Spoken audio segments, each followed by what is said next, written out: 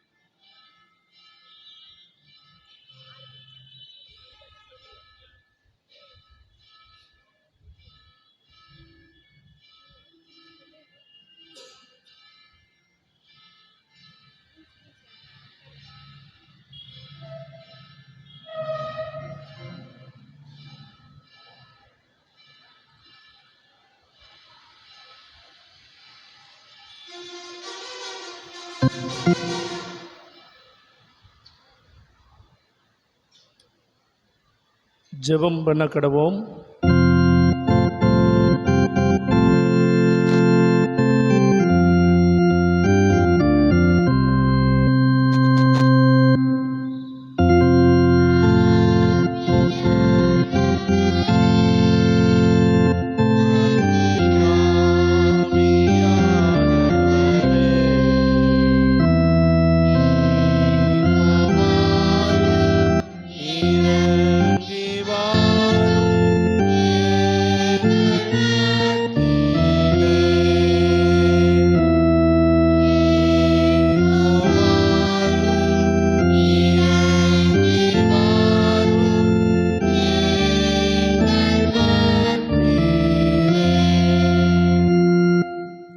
கர்த்தரை துதியுங்கள், அவர் நல்லவர், அவர் கிருபை என்றும் உள்ளது.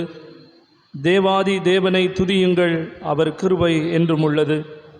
கர்த்தருடைய ஆலயத்துக்கு போவோம் வாருங்கள் என்று எனக்கு அவர்கள் சொன்னபோது மகிழ்ச்சியாய் இருந்தேன். இது கர்த்தர் உண்டு பண்ணின நாள், இதில் களி கூர்ந்து மகிழ கடவோம். மகா இரக்கமும் கிருபை நிறைந்த நல்ல ஆண்டவரே, ஆசீர்வாதமான மனமகிழ்ச்சியான கர்த்தருடைய உயிர்த்தெழுந்த நாளின் காலை வேளைக்காய் மை துதிக்கிறோம், மை ஸ்தோத்திரிக்கிறோம், மை மகிமைப்படுத்துகிறோம். கடந்த நாட்கள் முழுவதும் ஆண்டவரே எங்களை கண்மணி போல பாதுகாத்தீர், ஆசீர்வதித்தீர், மக்கு ஸ்தோத்திரம். புதிய நாளில் ஆண்டுடைய பிரசன்னத்திலே சபை மக்களாய் கூடி வர மக்கு நன்றி செலுத்த, மை துதிக்க, மை ஸ்தோத்திரிக்க ஆண்டவரே நீர் தந்த இந்த நல்ல சிலாக்கியத்திற்காய் மை ஸ்தோத்திரிக்கிறோம். அப்பா, இந்த ஆராதனை எங்களுக்கு ஆசீர்வதி, எங்களை பரிசுத்தமாய் ஆண்டவரே நீ எங்களை பரிசுத்தப்படுத்தி இந்த ஆராதனையின் ஆசீர்வாதங்களை சுதந்திரிக்க கிருபை செய்யும். நாங்கள் பாடுகிற பாடல்கள், வேத வசனம், ஜெபம், தியானம் ஆண்டவரே எங்களுடைய காணிக்கை ஒவ்வொன்றையும் அங்கீகரித்து எங்களை ஆசீர்வதிக்க வேண்டும் என்று ஜெபிக்கிறோம். ஆராதனையின் முழுவதும் உடைய கரங்களின் நிழல் எங்களை சூழ்ந்து கொள்ளட்டும், உடைய ஆளுகை எங்களை சூழ்ந்து கொள்ளட்டும். ஆரம்பம் முதல் இறுதி வரை எங்களோடு எங்களை வழி நடத்தும். இயேசு கிறிஸ்துவின் மூலம் ஜெபிக்கிறோம் எங்கள் ஜீவனுள்ள நல்ல பிதாவே. நம் யாவரும் எழும்பி நின்று ஆராதனைக்கு ஆரம்பமாக 200 ஆண்டு கீதங்களில் 303வது பாடல், தெய்வாவி மனவாசராய் என்ற பாடலை நாம் பாடலாம். 303வது பாடல்.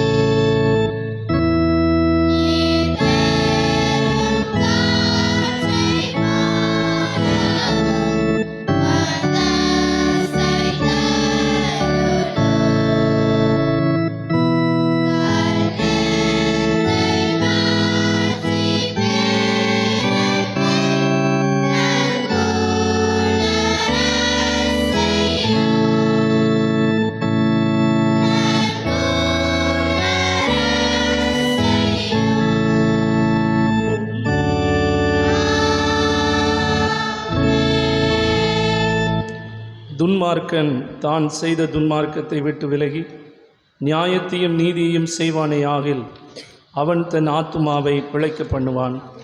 என் மீறுதல்களை நான் அறிந்திருக்கிறேன். என் பாவம் எப்பொழுதும் எனக்கு முன்பாக நிற்கிறது. என் பாவங்களை பாராதபடிக்கு நீர் உமது முகத்தை மறைத்து என் அக்கிரமங்களை எல்லாம் நீக்கி அருளும். தேவனுக்கு ஏற்கும் பலிகள் நொறுங்குண்ட ஆவிதா. தேவனே, நொறுங்குண்டதும் நறுங்குண்டதுமான இருதயத்தை நீர் புறக்கணியீர். உங்கள் வஸ்திரங்களை அல்ல, உங்கள் இருதயங்களை கிழித்து உங்கள் தேவனாகிய கர்த்தரிடத்தில் திரும்புங்கள். அவர் இரக்கமும் மன உருக்கமும் நீடிய சாந்தமும் மிகுந்த கிருபையும் உள்ளவர். அவர் தீங்குக்கு மனஸ்தாபப்படுகிறவருமாயிருக்கிறார். நான் எழுந்து என் தகப்பனிடத்திற்கு போய், தகப்பனே, பரத்துக்கு விரோதமாகவும் உமக்கு முன்பாகவும் பாவம் செய்தேன். இனிமேல் உம்முடைய குமாரன் என்று சொல்லப்படுவதற்கு நான் பாத்திரன் அல்ல என்பேன். நமக்கு பாவம் இல்லை என்போமானால் நம்மை நாமே வஞ்சிக்கிறவர்களாயிருப்போம். சத்தியம் நமக்குள் இராது. நம்முடைய பாவங்களை நாம் அறிக்கையிட்டால் பாவங்களை நமக்கு மன்னித்து எல்லா அநியாயத்தையும் நீக்கி நம்மை சுத்திகரிப்பதற்கு கர்த்தர் உண்மையும் நீதியும் உள்ளவராய் இருக்கிறார். பிரியமான சகோதர சகோதரிகளே, நம்முடைய பரமபிதாவாகிய சர்வ வல்லமையுள்ள தேவனுடைய அளவில்லாத தயவினாலும் இரக்கத்தினாலும் பாவ மன்னிப்பை பெறுவதற்காக நாம் செய்த பலவிதமான பாவங்களையும் அக்கிரமங்களையும் அவர் சந்நிதியில் மாயமாய் மறைத்து கொள்ளாமல் பணிவும் தாழ்மையும் துக்கமும் கீழ்ப்படிதலும் உள்ள இருதயத்தோடு அறிக்கையிட வேத வசனம் பற்பல வாக்கியங்களில் நம்மை ஏவுகிறது. நாம் எக்காலத்திலும் தேவனுக்கு முன்பாக நம்முடைய பாவங்களை மனத்தாழ்மையாய் அறிக்கையிட வேண்டுவதுமன்றி அவருடைய திருக்கரங்களினாலே நாம் பெற்றுக்கொண்ட மேன்மையான உபகாரங்களுக்காக ஸ்தோத்திரம் செலுத்தவும், மிகவும் சிறந்தவருடைய புகழை பிரஸ்தாபம் பண்ணவும், அவருடைய மகா பரிசுத்த வசனத்தை கேட்கவும், நம்முடைய சரீரத்துக்கும் ஆத்மாவுக்கும் தேவையானவைகளுக்காக வேண்டிக் கொள்ளவும் நாம் கூடி வந்திருக்கிற தருணத்தில் பாவங்களை அறிக்கையிடுவது நமது விசேஷித்த கடமையாய் இருக்கிறது.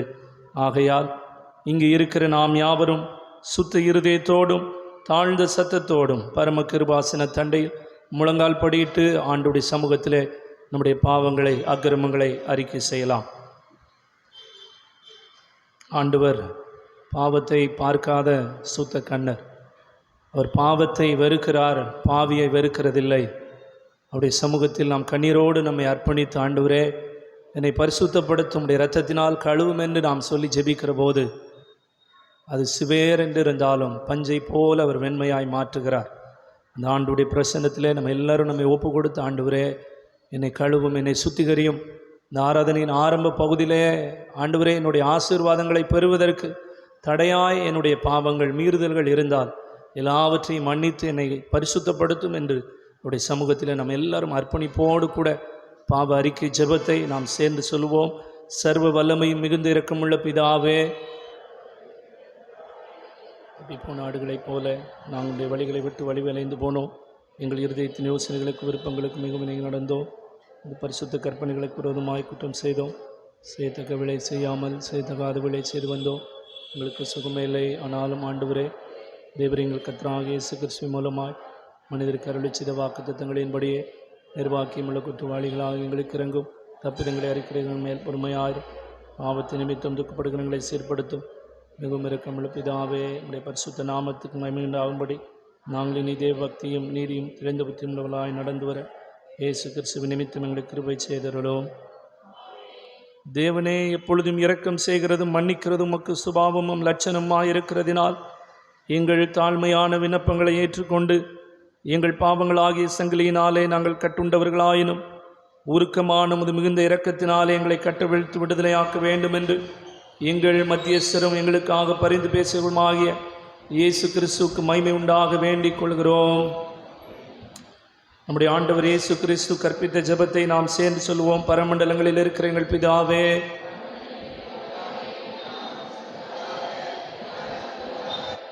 சித்தம்பரமண்டலத்திலே செய்யப்படுகிற போல பூமியிலையும் செய்யப்படுவதாக.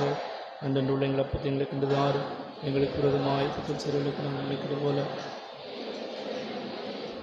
சோதனைக்கு பிரவேசிக்க பண்ணாமல் தீமையை முடித்துக் கொள்ளும். ராஜ்யமும் வல்லமையும் மகிமையும் நினைக்கும் உடையவைகளே, ஆமென். ஆண்டவரே, எங்கள் உதடுகளை திறந்தருளும். தேவனே, எங்களை ரட்சிக்க விரைவாய் வாரும். பிதாவுக்கும் குமாரனுக்கும் பரிசுத்த ஆவிக்கும் மகிமை உண்டாவதாக. கர்த்தரை துதியுங்கள்.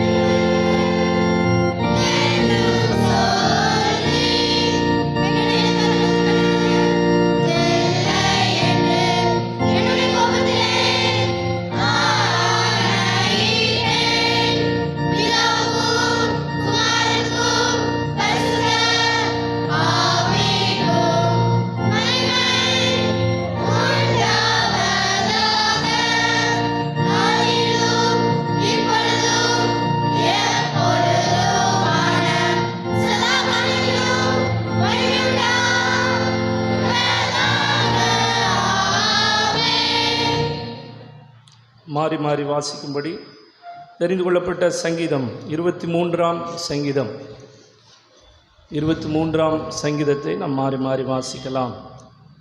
கர்த்தர் என் மெய்ப்பராய் இருக்கிறார், நான் தாழ்ச்சி அடையேன்.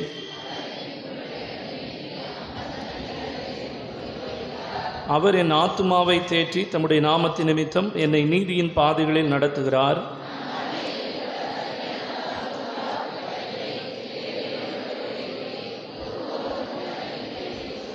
என் சத்துருக்களுக்கு முன்பாக நீர் எனக்கு ஒரு பந்தியை ஆயத்தப்படுத்தி என் தலையை எண்ணெயால் அபிஷேகம் பண்ணுகிறீர். என் பாத்திரம் நிரம்பி வழிகிறது. நாளெல்லாம் நன்மையும் கிருபையும் என்னை தொடரும். நான் கர்த்தருடைய வீட்டிலே நீடித்த நாட்களாய் நிலைத்திருப்பேன்.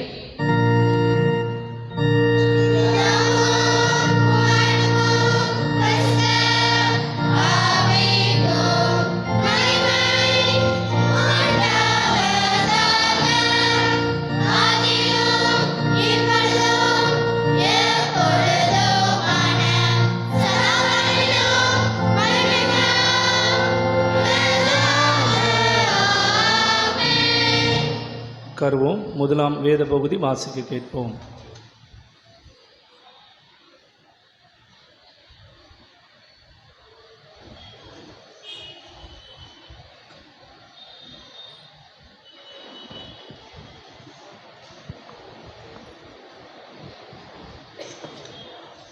வாசிக்கும்படியாக தெரிந்து கொள்ளப்பட்ட முதலாம் வேத பாடம் எசேக்கியேல் தீர்க்கதரிசியின் புஸ்தகம் 36ஆம் அதிகாரம் 25ஆம் வசனம் முதல் 38ஆம் வசனம் முடிய.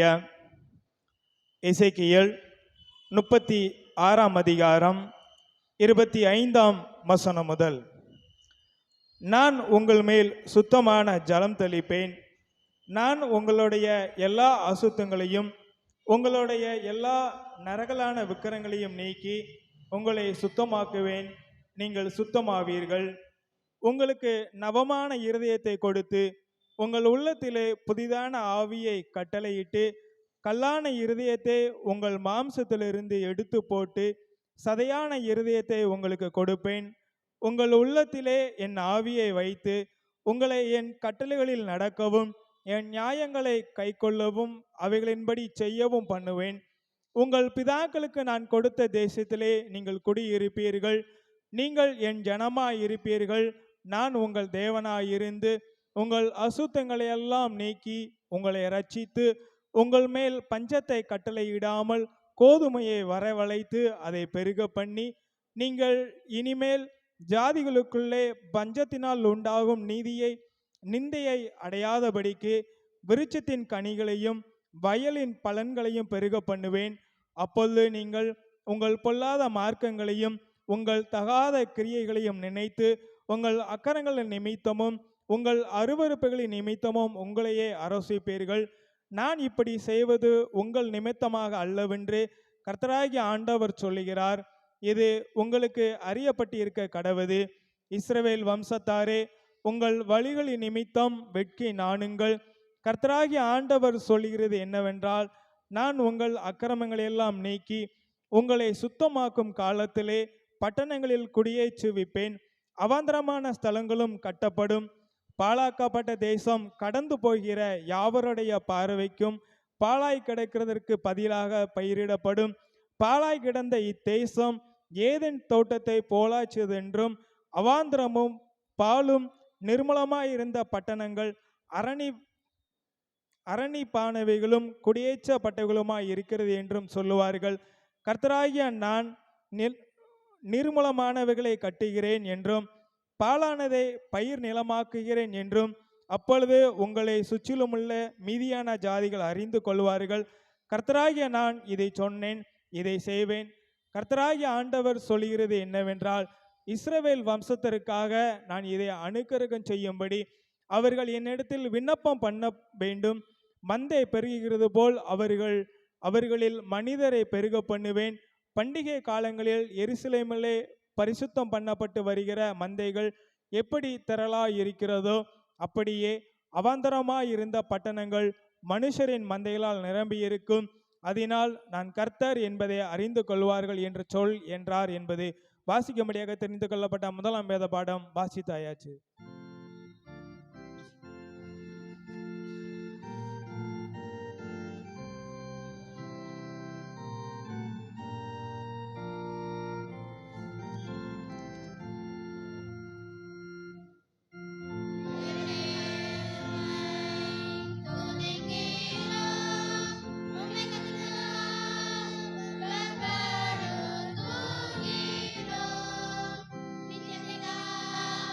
Ah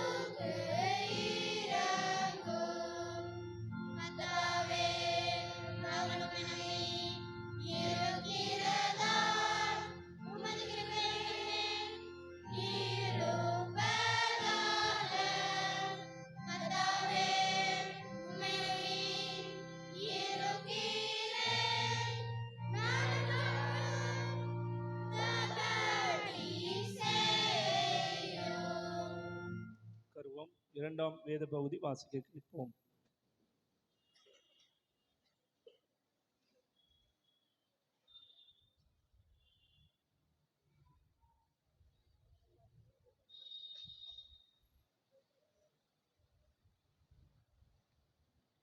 வாசிக்கும்படியாக குறிக்கப்பட்ட இரண்டாம் வேத பாடம் அப்போஸ்தலனாகிய பவுல் தீத்துக்கு எழுதின நிருபம் 3ஆம் அதிகாரம் 1 முதல் 10 வரை. தீத்து 3ஆம் அதிகாரம் 1 முதல் பக்கம் 296. துரைத்தனங்களுக்கும் அதிகாரங்களுக்கும் கீழ்ப்படிந்து அடங்கியிருக்கவும் சகலவிதமான நற்கிரியைகளையும் செய்ய ஆயத்தமாயிருக்கவும் ஒருவனையும் தூஷியாமலும் சண்டை பண்ணாமலும் பொறுமையுள்ளவர்களாய் எல்லா மனுஷருக்கும் சாந்த குணத்தை காண்பிக்கவும் அவர்களுக்கு நினைப்பூட்டு. ஏனெனில் முற்காலத்திலே நாமும் புத்தியினரும் கீழ்ப்படியாதவர்களும் வழிதப்பி நடக்கிறவர்களும் பலவித இச்சைகளுக்கும் இன்பங்களுக்கும் அடிமைப்பட்டவர்களும் துர்க்குணத்தோடும் பொறாமையோடும் ஜீவனம் பண்ணுகிறவர்களும் பகைக்கப்படத்தக்கவர்களும் ஒருவரையொருவர் பகைக்கிறவர்களுமாயிருந்தோம். நம்முடைய இரட்சகராகிய தேவனுடைய தயையையும் மனுஷர் மேலுள்ள அன்பும் பிரசன்னமான போது நாம் செய்த நீதியின் கிரியைகளை நிமித்தம் அவர் நம்மை ரட்சியாமல் தமது இரக்கத்தின்படியே மறு ஜென்மம் முழுக்கினாலும் பரிசுத்த ஆவியினுடைய புதிதாக்குதலினாலும் நம்மை ரட்சித்தார். தமது கிருபையினாலே நாம் நீதிமான்களாக்கப்பட்டு நித்திய ஜீவன் உண்டாகும் என்ற நம்பிக்கையின்படி சுதந்திரராகத்தக்கதாக அவர் நமது இரட்சகராகிய இயேசு கிறிஸ்து மூலமாய் அந்த பரிசுத்த ஆவியை நம்மேல் சம்பூரணமாய் பொழிந்தருளினார். இந்த வார்த்தை உண்மையுள்ளது. தேவனிடத்தில் விசுவாசமானவர்கள் நற்கிரியைகளை செய்ய ஜாக்கிரதையாய் இருக்கும்படி நீ இவைகளை குறித்து திட்டமாய் போதிக்க வேண்டும் என்று விரும்புகிறேன். இவைகளே நன்மையும் மனுஷருக்கு பிரயோஜனமானவைகள். புத்தீனமான தர்க்கங்களையும் வம்ச வரலாறுகளையும் சண்டைகளையும் நியாய பிரமாணத்தை குறித்து உண்டாக்குகிற வாக்குவாதங்களையும் விட்டு விலகு. அவைகள் அப்பிரயோஜனமும் வீணுமாயிருக்கும். வேத புரட்டனாய் இருக்கிற ஒருவனுக்கு நீ 2 தரம் புத்தி சொன்ன பின்பு அவனை விட்டு விலகு. வாசிக்கும்படியாக குறிக்கப்பட்ட இரண்டாம் வேத பாடம் வாசித்தாயிற்று.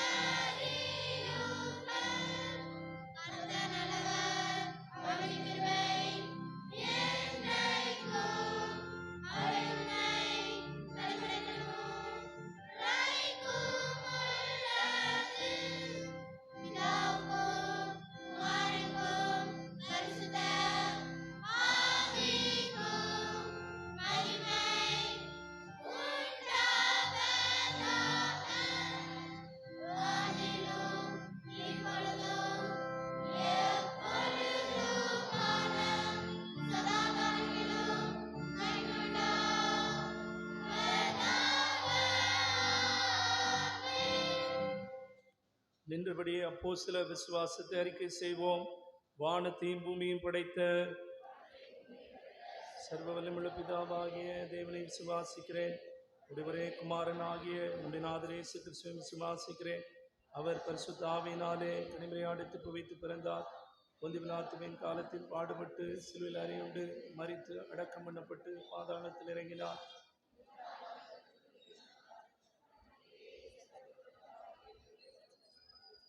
திருத்துந்து எல்லோரையும் மறித்தோரையும் நியாயத்திற்கு வருவார். பரிசுத்த ஆவியை விசுவாசிக்கிறேன்.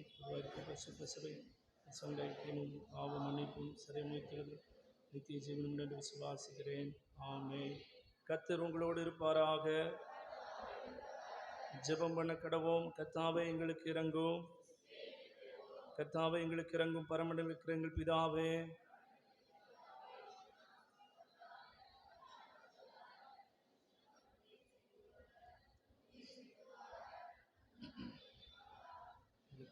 குற்றம் செய்வதற்கு நாம் நினைப்பது போல குற்றங்கள் எங்களுக்கு மன்னியும்.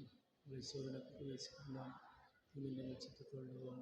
ஆமென். கர்த்தாவே உம்முடைய இரக்கத்தை எங்களுக்கு காண்பியோம். உம்முடைய பணிவிடைக்காரருக்கு நீதியை தரிப்பியோம். கர்த்தாவே உம்முடைய ஜனத்தை ரட்சியோம். கர்த்தாவே எங்கள் காலத்தில் சமாதானத்தை கட்டளையிடுவோம்.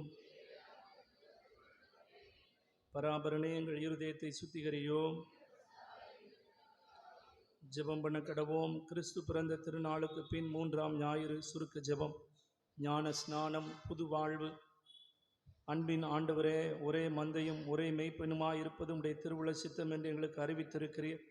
பரிசுத்த ஞான ஸ்நானத்தின் மூலமாய் பரிசுத்த ஆவியின் பலத்தை பெற்று நாங்கள் ஒற்றுமையில் வளர்ந்து உண்மையான சாட்சிகளாக இருக்கவும் தெய்வீக ஒற்றுமையின் மகிழ்ச்சியை அனுபவிக்கவும் துணை புரிய வேண்டும் என்று உம்மோடும் பரிசுத்த ஆவியோடும் என்னென்றும் நின்று அரசாலும் எங்கள் ஆண்டவர் இயேசு கிறிஸ்து மூலமாய் வேண்டிக் கொள்கிறோம்.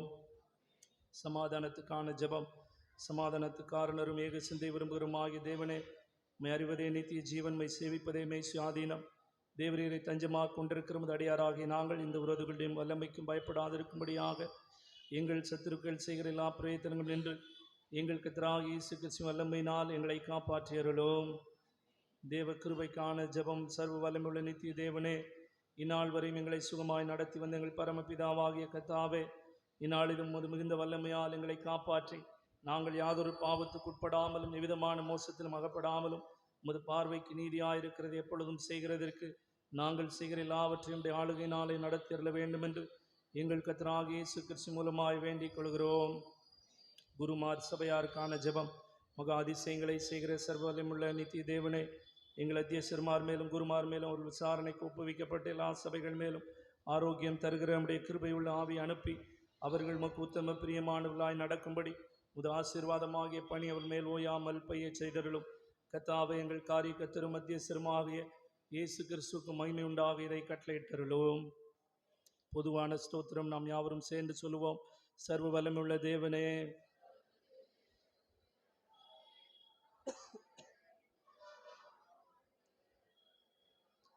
அன்புள்ள தயவுக்காகவும் நாங்கள் மிகுந்த தாழ்மையோடும் முழு இதயத்தோடும் உமக்கு ஸ்தோத்திரம் செலுத்துகிறோம். தேவரே, எங்களை சிருஷ்டித்திற்காகவும் காப்பாற்றுவதற்காகவும் உமக்குரிய எல்லா ஆசீர்வாதங்களுக்காக உம்மை துதிக்கிறோம். விசேஷமாய் கர்த்தராகிய இயேசு கிறிஸ்துவினாலே உலகத்தை மீட்டுக்கொண்டு விலைமதியாத அன்புக்காகவும் கிருபையின் அத்தனங்களுக்காகவும் மகிமையடைவோம் என்கிற நம்பிக்கைக்காகவும் உமக்கு ஸ்தோத்திரம் செலுத்துகிறோம். நாங்கள் உண்மையாய் நன்றி அறிந்து இறுதியுள்ளவர்களாயிருக்கவும்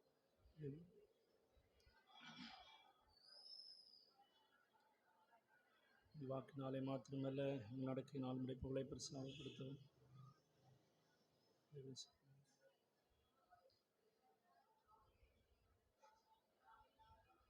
சதாகாலங்களில் உண்டாவதாக.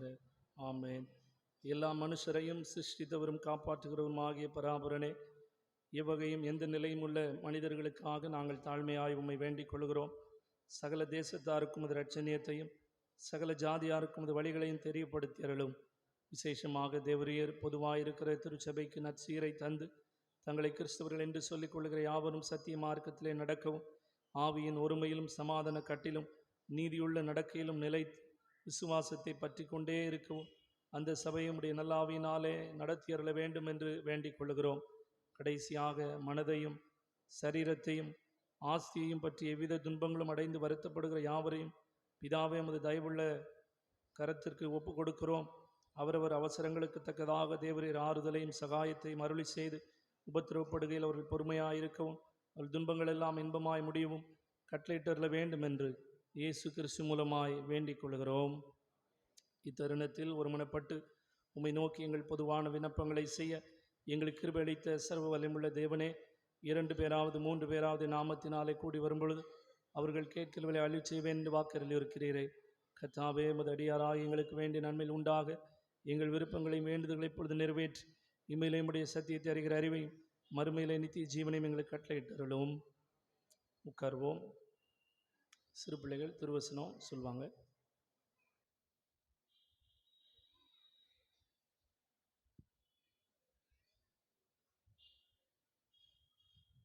ஞானஸ்தானம் புது வாழ்வு. நாம் செய்த நீதியின் கிரியைகளின் நிமித்தம் அவர் தம்மை ரட்சியாமல் நாம் தமது இரக்கத்தின்படியே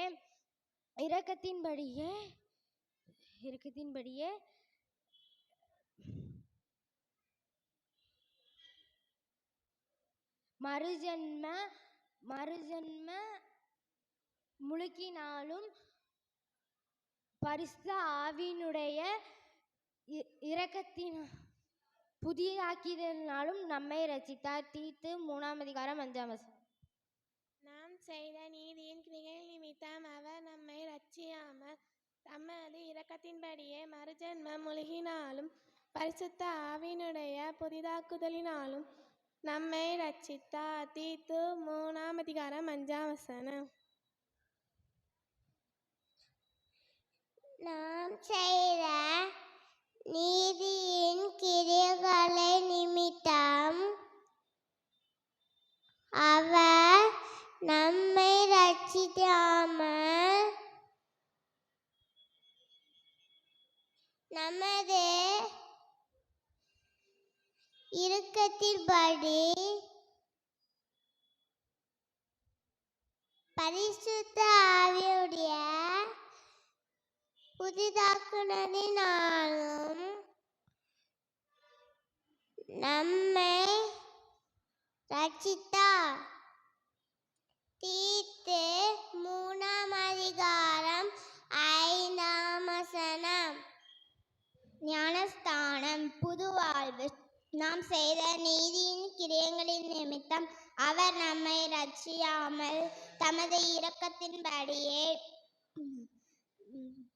மறுஜன்ம முழுக்கினாலும் பரிசுத்த ஆவியினுடைய புதிதாக்குதலினாலும் நம்மை ரட்சித்தார். தீத்து 3:5. ஞானஸ்நானம் புது வாழ்வு. நாம் செய்த நீதியின் கிரியைகளின் நிமித்தம் அவர் நம்மை ரட்சியாமல் தமது இரக்கத்தின்படியே மறுஜென்ம முழுக்கினாலும் பரிசுத்த ஆவியினுடைய புதிதாக்குதலினாலும் நம்மை ரட்சித்தார். தீத்து 3:5. Baptism, new life.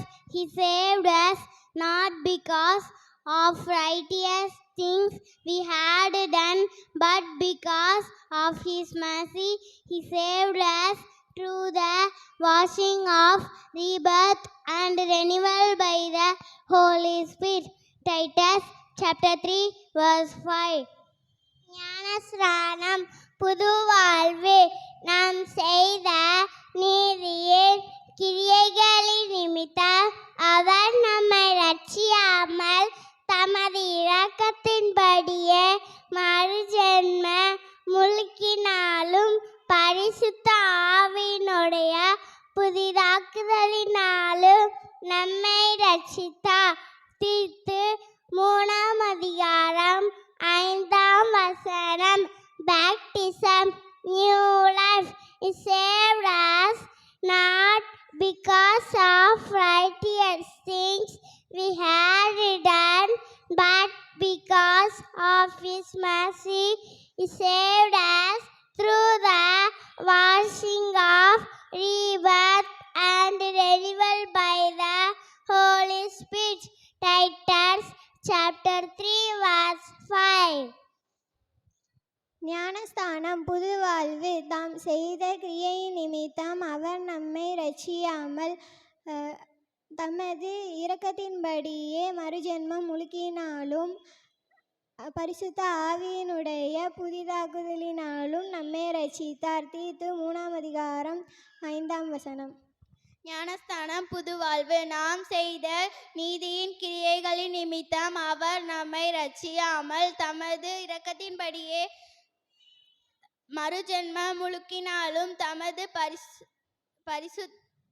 பரிசுத்த புதிதாக்குதலினாலும் நம்மை ரட்சித்தார். தீத்து 3:5. ஞானஸ்தானம் புது வாழ்வு. நாம் நாம் செய்த நீதியின்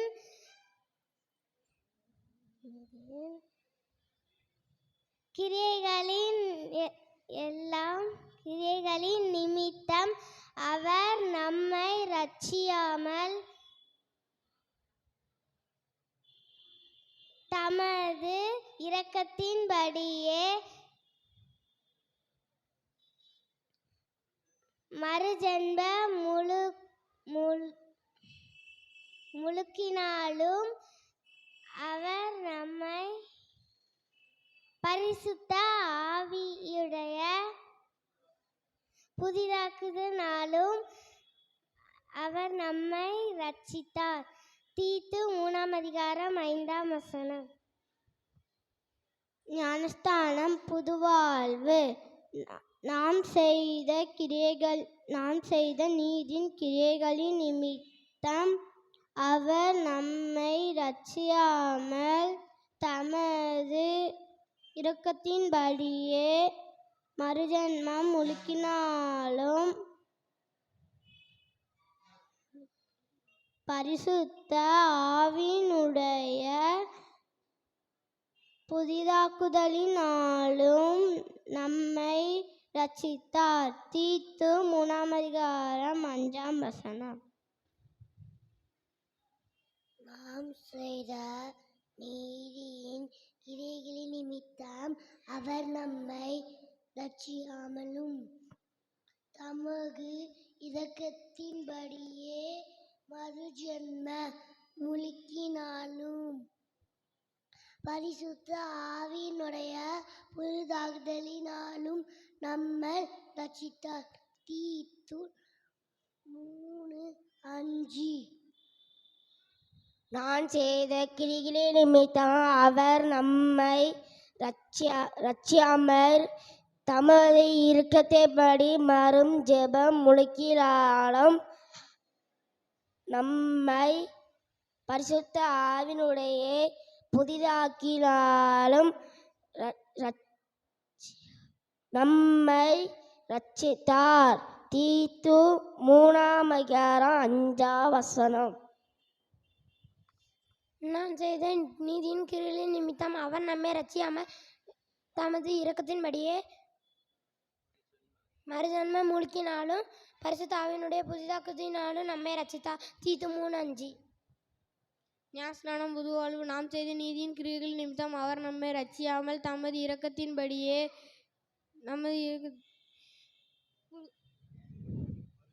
மறுஜென்ம முழுக்கினாலும் பரிசுத்த ஆவியினுடைய புதிதாக்குதலினாலும் நம்மை ரட்சித்தார். தீத்து 3:5. நாம் செய்த கிரியைகளின் நிமித்தம் நம்மை ரட்சியாமல் தமது ஏக்கத்தின்படி மறுஜென்ம முழங்கினாலும் பரிசுத்த ஆவியினுடைய புதிதாக்குதலினாலும் நம்மை ரட்சித்தார். தீத்து 3:5. ஞானஸ்நானம் புதுவாழ்வு. நாம் செய்த நீதியின் கிரியைகளின் நிமித்தம் அவர் நம்மை ரட்சியாமல் தமது இரக்கத்தின்படியே மறுஜென்மம் மூழ்கினார் பரிசுத்த ஆவியினுடைய புதிதாக்குதலினாலும் நம்மை ரட்சித்தார். தீத்து 3:5. நாம் செய்த நீதியின் கிரியைகளின் நிமித்தம் அவர் நம்மை ரட்சியாமல் தமது இரக்கத்தின்படி மறுஜென்மம் முழக்கினாலும் பரிசுத்த ஆவியினுடைய புதிதாக்குதலினாலும் நம்மை ரட்சித்தார். தீத்து 3:5. திருவசனம் சொன்ன பிள்ளைகளை நாம் கைகளை தட்டி பாராட்டலாம். ஆண்டவர் இந்த பிள்ளைகளை ஆசீர்வதிப்பாராக. நம்ம எல்லோரும் அதை சேர்ந்து வாசிக்கலாம். தீத்து 3:5 வாசி. எல்லாம் எடுத்துக்கொள்வோம். பைபிள் எடுங்க. 296 பக்கம், புதிய ஏற்பாட்டில் 296 பக்கம். நம்ம எல்லாரும் சேர்ந்து வாசிக்கலாம். ஞானஸ்நானம் புது வாழ்வு. நாம் செய்த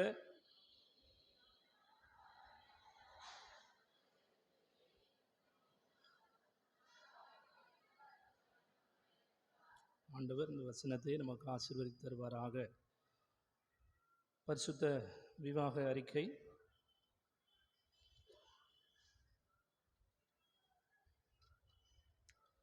சிஎஸ்ஐ திருநெல்வேலி திருமண்டலம் ரட்சணிபுரம் சேகரம் கல்லூத்து சபையை சார்ந்த திரு ஜே.எம். டேவிட் ராஜ், திருமதி டி. சுந்தரி அவர்கள் குமாரன் டி. தினகரனும், நம்முடைய திருமண்டலம், நம்முடைய சேகரம், நம்முடைய சபையை சார்ந்த திரு ஆர். முருகன், திருமதி எம். செவ்வந்தி அவர்கள் குமாரத்தி எம். தங்கமதியும் பரிசுத்த விவாகம் செய்து கொள்ளப் போகிறார்கள் என்று அறிவிக்கிறேன்.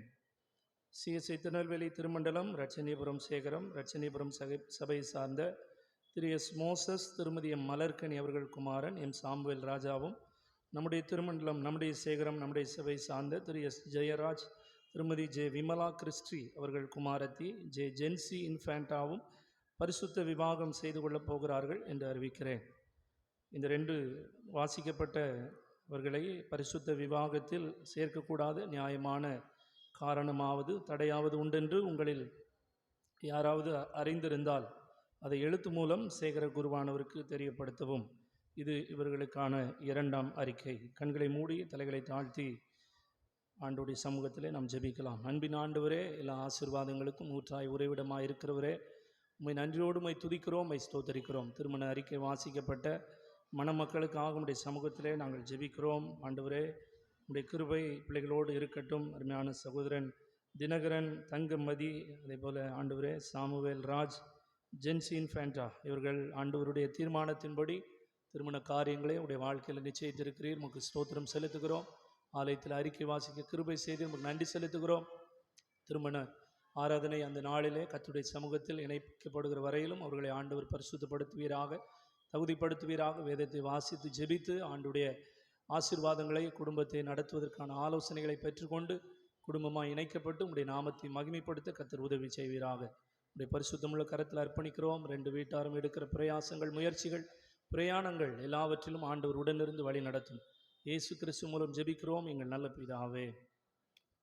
கிறிஸ்துவுக்குள் அன்பானவர்களே, ஆண்டவரும் உலக இரட்சகருமாகிய இயேசு கிறிஸ்துவின் நாமத்தினாலே இந்த ஆராதனை வேலைக்கு வந்திருக்கிற ஒவ்வொருவரையும் அன்போடு கூட வாழ்த்துகிறேன், வரவேற்கிறேன். ஆண்டுடைய கிருபையும் ஆசீர்வாதமும் சமாதானமும் நம் ஒவ்வொருவரோடும் தங்கியிருப்பதாக. இந்த வாரத்திற்கான அறிவிப்புகளை ஞாபகப்படுத்துகிறேன். ஞாயிற்றுக்கிழமை இன்று ஆராதனை முடிந்தவுடனே ஞாயிறு பாடசாலை வாலிப பெண்களுக்கான கூடுகைகள் நடைபெறும். அந்தந்த கூடுகையில் திருச்சபையின் பிள்ளைகள் நீங்கள் அமர்ந்து உங்களுடைய ஐக்கியத்தை புதுப்பிக்க ஜெபிக்க அன்போடு கூட கேட்டுக்கொள்கிறேன். ஐஎம்எஸ் குடும்ப முகாமானது இன்றிலிருந்து ஆரம்பமாகிறது. இன்று நாளையும் குற்றாலத்தில் வைத்து நடைபெறுகிறது. ஆகவே அதில் நீங்கள் சபையின் பிள்ளைகள் குடும்பமாக அந்த கூடுகையில் பங்கு பெறலாம். ஒருவேளை இந்த நாளிலே உங்களுக்கு சென்று தங்க முடியலைனாலும் நாளை நீங்கள் குடும்பமாய் அந்த குடும்ப முகாமில் பங்கு பெற்று ஆண்டுடைய ஆசீர்வாதத்தை பெற்றுக்கொள்ள உங்களை அன்போடு கூட ஞாபகப்படுத்துகிறோம். இன்று இரவு 7 மணி ஆராதனை பாடல் ஆராதனையாக நடைபெறும். மற்ற ஆராதனை போல இல்லாமல் முழுவதுமாக பாடல் மட்டும் பாடப்படும். பாட விரும்புகிறவங்க நீங்கள் எல்லாரும் இந்த ஆராதனையில் பங்கு பெற வந்து நீங்களும் ஆண்டவரை பாடல்களின் மூலமாய் மகிமைப்படுத்த யாரெல்லாம் விரும்புகிறீங்களோ எல்லாரும் முன்னாடி வந்து ஒரு பாடலை பாடலாம். இந்த பாடல் ஆராதனையில் சபையின் பிள்ளைகள் நீங்கள் உற்சாகமாய் பங்கு பெற உங்களை உற்சாகப்படுத்துகிறோம். இந்த ஆராதனையிலே கலந்து கொண்டு ஆண்டவருடைய ஆசீர்வாதத்தை பெற்றுக்கொள்ளலாம். இன்று இரவு ஆராதனை முடிந்தவுடனே, அந்த பாடல் ஆராதனை முடிந்தவுடன் வாலிப ஆண்களுக்கான கூடுகை நடைபெறும். அதிலேயும் சபையின் வாலிப ஆண்கள் உற்சாகமாய் பங்கு பெற உங்களை அன்போடு கூட கேட்டுக்கொள்கிறேன். 15ஆம் தேதி திங்கட்கிழமை இரவு ஆராதனை நடைபெறும் 7 மணிக்கு. அந்த ஆராதனை முடிந்தவுடனே ஆண்கள் கூடுகை நடைபெறும். அதிலேயும் திருச்சபையின் ஆண்கள் நீங்கள் பங்கு பெற்று ஜெபித்து செல்ல உங்களை அன்போடு ஞாபகப்படுத்துகிறேன். 16ஆம் தேதி செவ்வாய்க்கிழமை இரவு 7 மணி ஆராதனை வேத ஆராய்ச்சியாய் நடைபெறும். ஆகவே சபையின் மக்கள் வேதத்தின் மகத்துவங்களை அறிந்து கொள்ள அந்த வேத ஆராய்ச்சி ஆராதனையில் பங்கு பெற உங்களை அன்போடு கேட்டுக்கொள்கிறேன். 17ஆம் தேதி புதன்கிழமை இரவு 7 மணிக்கு சுகமளிக்கும் ஆராதனை நடைபெறுகிறது. அதில் ஆண்டவரை மகிமைப்படுத்தி பாடி உங்களுக்காக ஜெபிக்கிறோம்.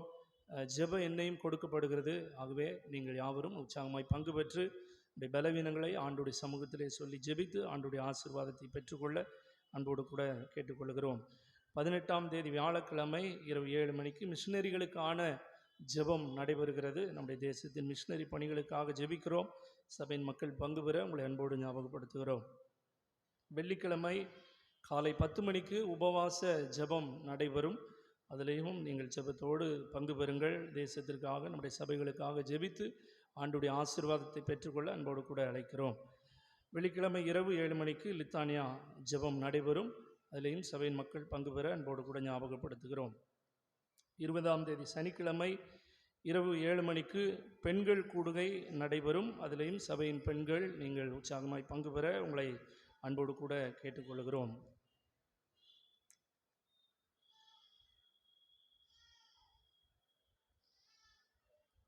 வாலிபர் மாநாடு, நம்முடைய மேற்கு சபை மன்ற அளவிலான வாலிபர் மாநாடு பரிசுத்த பேதுரு ஆலயம் விக்கிரமசிங்கபுரத்தில் வைத்து 26ஆம் தேதி ஜனவரி மாதம் 26ஆம் தேதி குடியரசு தின விடுமுறை அன்று காலை 9 மணி முதல் மாலை 4:30 மணி வரை நடைபெறுகிறது.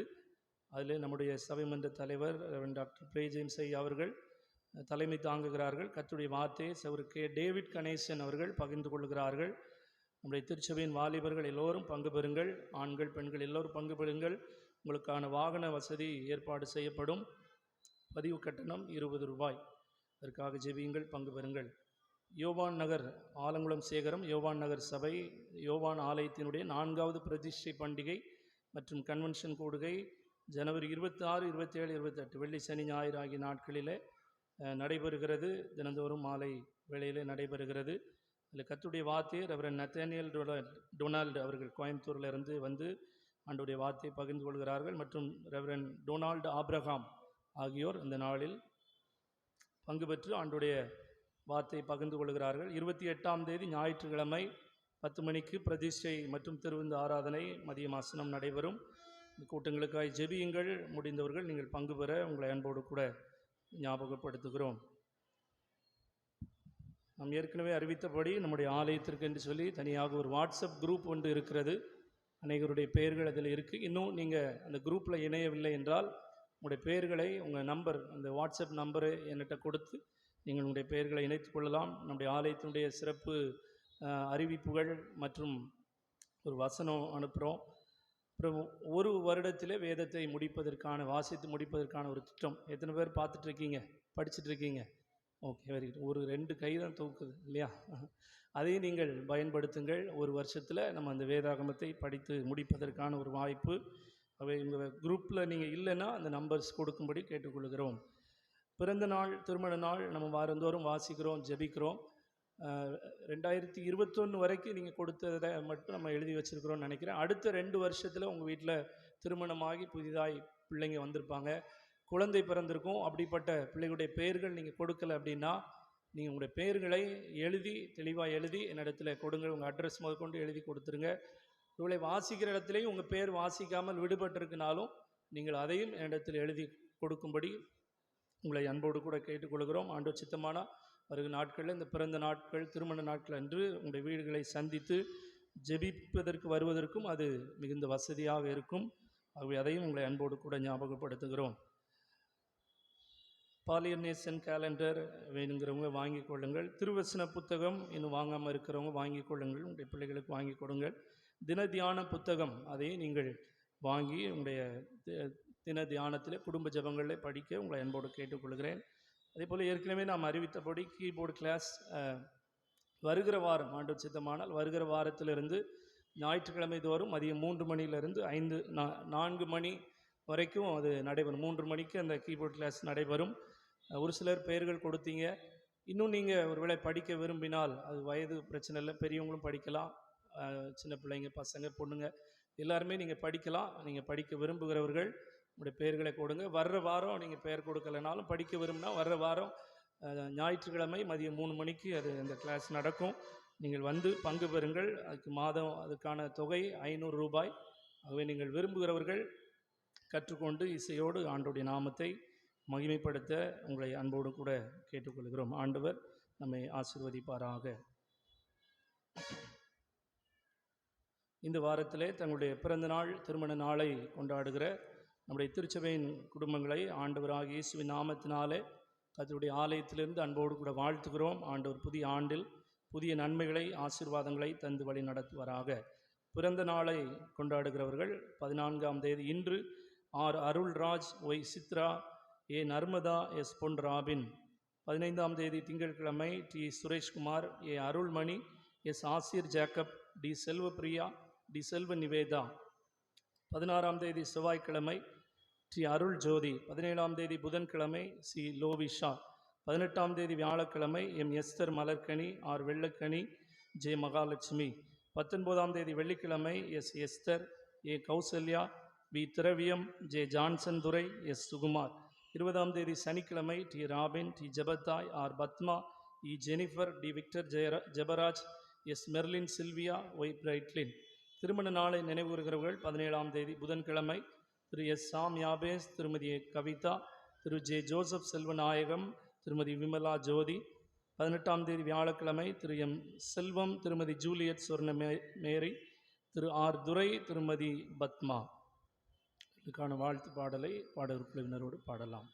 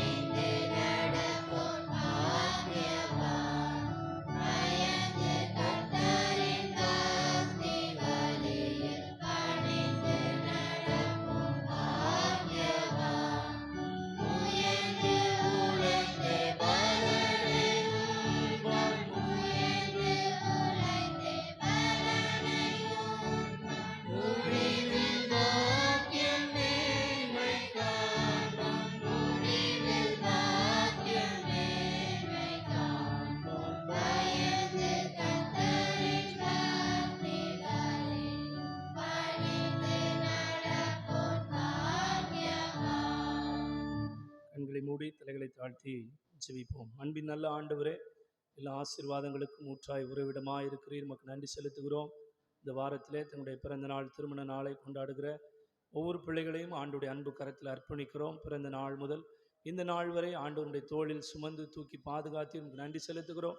புதிய ஆண்டு ஆசீர்வாதத்தின் ஆண்டாய், நன்மையின் ஆண்டாய், ஆண்டவர் இழந்து போன எல்லாவற்றையும் இரட்டிப்பாய் பெற்றுக்கொள்ளுகிற ஆண்டாய் இருக்க கர்த்தர் கிருபை செய்வீராக. புதிய ஆண்டின் தீர்மானங்கள், தரிசனங்கள் எல்லாவற்றையும் நிறைவேற்ற கிருபை செய்யுங்க. திருமண நாளை நினைவுறுகிற தம்பதிகளையும் ஆண்டவர் ஆசீர்வதிப்பீராக.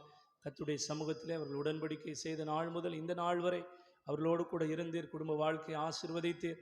ஆண்டவரே நமக்கு நன்றி செலுத்துகிறோம். புதிய ஆண்டில் புதிய நன்மைகளை தாங்க ஆண்டவரே. புதிய ஆண்டில் குடும்பமாய் அவங்க எடுக்கிற முயற்சிகள், தீர்மானங்கள் எல்லாவற்றையும் நிறைவேற்ற கிருபை செய்யுங்கப்பா. குடும்பங்களில் தேவனுடைய ஆசீர்வாதம், சந்தோஷம், சமாதானம் உண்டாக கர்த்தர் உதவி செய்வீராக. கர்த்தருடைய ஆலயத்திலிருந்து வாழ்த்துகிறோம், ஆசீர்வதிக்கிறோம். கர்த்தர் சியோனிலிருந்து உன்னை ஆசீர்வதிப்பார் என்ற வசனத்தின்படி ஆண்டவரை கோடாய் கோடியாய் பெருகுவாய் என்ற வார்த்தையின்படி ஆசீர்வதிக்கிறோம், ஜெபிக்கிறோம். இயேசு கிறிஸ்துவின் மூலம் ஜெபிக்கிறோம் எங்கள் ஜீவனுள்ள நல்ல பிதாவே, ஆமென். நாம் எழும்பி நின்று ஆண்டுடைய வார்த்தையை கேட்பதற்கு ஆயத்தமாக 200 ஆண்டு கீதங்களில் 234வது பாடலை நாம் பாடலாம். பரிசுத்தம் பெற வந்துட்டீர்களா என்ற பாடல்.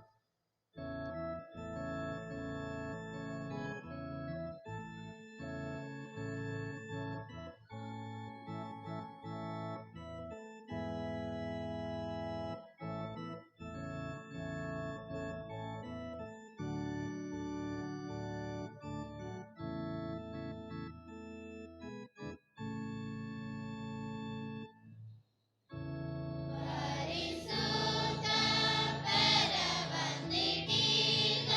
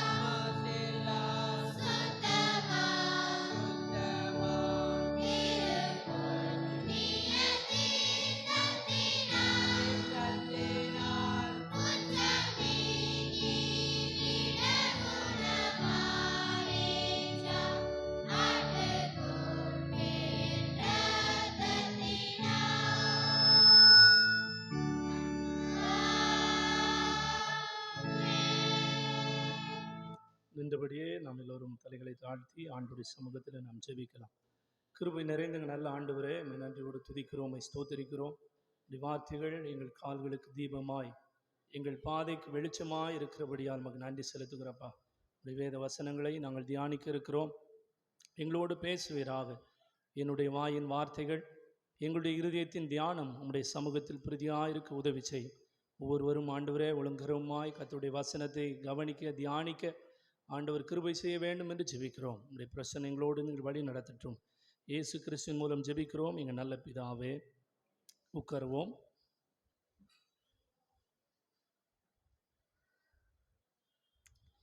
அன்பானவர்களே, மீண்டுமாக ஆண்டவர் இயேசு கிறிஸ்துவின் நாமத்தினாலே இந்த ஆராதனையில் வந்திருக்கிற ஒவ்வொருவரையும் அன்போடு கூட வாழ்த்துகிறேன். இந்த ஆராதனையிலே ஆண்டுடைய வார்த்தையை பகிர்ந்து கொள்வது மிகுந்த மகிழ்ச்சியான ஒரு தருணம். ஞாயிற்றுக்கிழமை பிரதான ஆராதனையிலே முதலாவது செய்தியை ஆண்டவர் இந்த நாளிலே பகிர்ந்து கொள்ளும்படி கிருபை செய்திருக்கிறார். ஆண்டவருடைய நாமம் மகிமைப்படுவதாக. அல்லேலூயா, அல்லேலூயா. மகிழ்ச்சியாக இருக்கீங்களா எல்லாரும்? அல்லேலூயா. கர்த்தர் நல்லவர், அவர் கிருபை என்றும் உள்ளது. அவர் ஒவ்வொரு நாளும் கர்த்தர் நம்மை ஆசீர்வதிக்கிறார், நம்மை வழி நடத்துகிறார். அவருடைய ஆசீர்வாதத்தினால் நம்மை ஒவ்வொரு நாளும் நிரப்புகிறார். அல்லேலூயா. இந்த புதிய ஆண்டிலே ஆண்டவர் புதிய வாக்குத்தத்தங்களோடு ஆண்டவர் இந்த ஆண்டில் நம்மை பிரவேசிக்க செய்திருப்பார். இந்த வாக்குத்தத்தங்களை எல்லாம் நமக்கு சொந்தமாக்கி அவருடைய சமூகத்திலே ஜெபத்தோடு ஒவ்வொரு நாளும் அவருடைய வசனங்களை தியானித்து ஜெபித்து இந்த வாக்குத்தத்தங்களை நாம் சுதந்திரித்து கொள்ளுவோம். இந்த நாளிலும் நம்முடைய திருமண்டலம் நமக்கு கொடுத்திருக்கிற ஒரு தலைப்பு, ஞான ஸ்நானம் புது வாழ்வு என்கிற ஒரு தலைப்பை நம்முடைய திருமண்டலம் நமக்கு கொடுத்திருக்கிறது. ஞான ஸ்நானம் என்பது கிறிஸ்தவர்களாகிய நம்முடைய வாழ்க்கையில் மிகுந்த முக்கியமான ஒரு இடத்தை பெறுகிறது. அப்படி தானே? இல்லையா? அப்படி தானே? கொஞ்சம் பேசுவீங்களா? இப்படி கேள்வி கேட்டால் என்ன செய்யுங்க, கொஞ்சம் பேசுவோம். சரி, சந்தோஷமாக இருக்கீங்களா? எல்லோரும் கவனிக்கிறீங்களா? வசனங்களை, வார்த்தைகளை கவனிக்கிறீங்களா எல்லாரும்? ஹல்லேலூயா, ஹல்லேலூயா. ஓகே. ஞான ஸ்நானம் என்பது ஆண்டவருடைய பிள்ளைகளாகிய நம்முடைய வாழ்க்கையில் மிகுந்த ஒரு முக்கியமான பங்கை பெறுகிறதை நாம் பார்க்கிறோம். பொதுவாக கிறிஸ்தவத்தில் நம்முடைய இந்த ப்ராட்டஸ்டன்ட் இதில் 2 வகையான சாக்கிரமந்துகள் உண்டு. அப்படி தானே? என்னெல்லாம் சாக்கிரமந்து இருக்குது சொல்லுங்க. சொல்ல மாட்டிங்களா? தெரியாதா? எத்தனை சாக்கிரமந்து இருக்குது? இப்போ சமீபத்தில் திடப்படுத்தல் படித்தவங்க, நான் கொஞ்சம் இப்படி சில நேரம் பேசுவேன், சரியா? கொஞ்சம் கவனிப்போம். எத்தனை சாக்கிரமந்து இருக்குது? 2. அப்படி தானே? எனக்கு புரியல. பதில் சொல்ல மாட்டோன்னு உட்காந்துருக்கீங்களா, இல்லைன்னா தெரியாமல் உட்காந்துருக்கீங்களா அப்படின்றது எனக்கு தெரியல. சரியா? பதில் சொல்லலாம், ஒன்றும் தப்பு இல்லை. ஆண்டோடைய பிரசன்னத்தில் நம்ம பேசுவோம், மகிழ்ச்சியோடு ஆண்டவரை ஆராதிக்கணும். 2 சாக்கிரமந்துகள் நம்முடைய திருச்சபை நமக்காக கொடுத்திருக்கிறது. என்னெல்லாம் 2 சாக்கிரமந்து? ஞானஸ்நானம், திருவிருந்து. அப்படி தானே? இந்த 2 சாக்கிரமந்துகளை நம்முடைய திருச்சபை நமக்கு கொடுத்திருக்கிறது. ரோமன் கத்தோலிக்க சபையில் 7 சாக்கிரமந்துன்னு நினைக்கிறேன். 7 சாக்கிரமந்து இருக்கும். அவங்களுக்கு திருமணத்தையும் ஒரு சாக்கிரமந்தாக நினைப்பாங்க, மரணமும் ஒரு சாக்கிரமந்துக்குள்ளே வரும்னு நினைக்கிறேன், எனக்கு சரியாக தெரியல. ஆனால் 7 சாக்கிரமந்து உண்டு அப்படின்னு சொல்லுவாங்க. ஒவ்வொரு சாக்கிரமந்துகளையும் அவங்க நிறைவேற்ற வேண்டும் என்று சொல்லுவாங்க. நமக்கு கொடுக்கப்பட்ட 2 சாக்கிரமந்து என்னெல்லாம் அப்படின்னா, ஒன்று திரு முழுக்கு ஞானஸ்நானம் ஒரு சாக்கிரமந்து, திருவிருந்து ஆண்டுடைய பந்திக்கு வருகிறது ஒரு சாக்கிரமந்தாக நம்முடைய சபையினுடைய முன்னோர்களால் ஏற்படுத்தப்பட்டு காலம் காலமாக அது கடைபிடிக்கப்பட்டு வருகிறதை நாம் அறிந்திருக்கிறோம். பொதுவாக சாக்கிரமந்து அப்படின்னு சொன்னால் என்னன்னா, சாக்ரடே அப்படிங்கிற ஒரு லத்தீன் மொழியிலிருந்து, அந்த வார்த்தையிலிருந்து உருவாக்கப்பட்டது. சாக்ரடே அப்படின்னா அது புனிதமான ஒன்று அப்படின்னு அர்த்தம், அல்லது பரிசுத்தம். சேக்ரெட் ஹார்ட் அப்படிலாம் சொல்லுவாங்க இல்லையா? School, RC school, sacred heart அப்படின்னா புனித இருதய அல்லது திரு இருதய அப்படி சொல்லுவாங்க. அப்படி பரிசுத்தமான ஒன்று. அப்போ சாக்கிரமந்து என்பது ஆண்டவருடைய பிள்ளைகளுடைய வாழ்க்கையில் ஒரு பரிசுத்தமான ஒரு நியமமாய் காணப்படுகிறது. அதை நாம் ஒவ்வொருவரும் பெற்றுக்கொள்ள வேண்டும் என்பதை திருச்சபை நமக்கு நியமித்திருக்கிறது. அந்த ஞானஸ்தானம் எடுத்தாதான் நம்முடைய திருச்சபையின் அங்கத்தினராக நம்ம மாறுகிறோம். ஞானஸ்தானம் பெற்றுக்கொள்ளாமல் நாம் திருச்சபையினுடைய அங்கத்தினராக என்ன செய்ய முடியாது? மாற முடியாது. நம்ம சபடாப்லையும் ஞானஸ்நானம் பெற்றவங்களுடைய பெயர் மட்டும்தான் என்ன செய்யும் உள்ள என்ட்ரி ஆகும். அப்பா அம்மா திருச்சபையினுடைய உறுப்பினர்களாக இருப்பாங்க. பிள்ளை ஞானஸ்நானம் பெறுற வரைக்கும் அந்த பிள்ளையுடைய பெயர் சபை டாப்பில் என்ன செய்யாது, ஏறாது, உள்ள வராது. ஏன்னா ஞானஸ்நானம் பெற்றவர்கள் திருச்சபையில் இணைக்கப்பட வேண்டும் என்பது ஒரு நியமமாக நம்முடைய சபைகளில் கடைபிடிக்கப்படுகிறது. அப்போ ஞானஸ்நானம் என்பது அவசியமான ஒன்று. அந்த சாக்கிரமத்தில், அந்த 2 சாக்கிரமந்துகள் மூலமாக நம்முடைய உள்ளான ஆசீர்வாதத்திற்கு அல்லது உள்ளான கிருபைக்கான வெளிப்புறமான அடையாளமாய் இந்த சாக்கிரமந்துகள் காணப்படுகிறது. உள்ளான ஆசீர்வாதம், உள்ளான கிருபை நம்ம வாழ்க்கையில நமக்கு உள்ள ஆத்துமத்தில் வருகிற ஒரு ஆசீர்வாதம், ஆத்துமத்தில் வருகிற ஒரு கிருபைக்கான வெளிப்புறமான அடையாளம். வெளிப்புறமான அடையாளம் என்ன செய்கிறோம்? ஞானஸ்தானத்தில் தண்ணி தெளிக்கிறாங்க, திருவிருந்தில் அப்பமும் திராட்சை ரசம் கொடுக்குறாங்க. இது வெளிப்படையான அடையாளம்.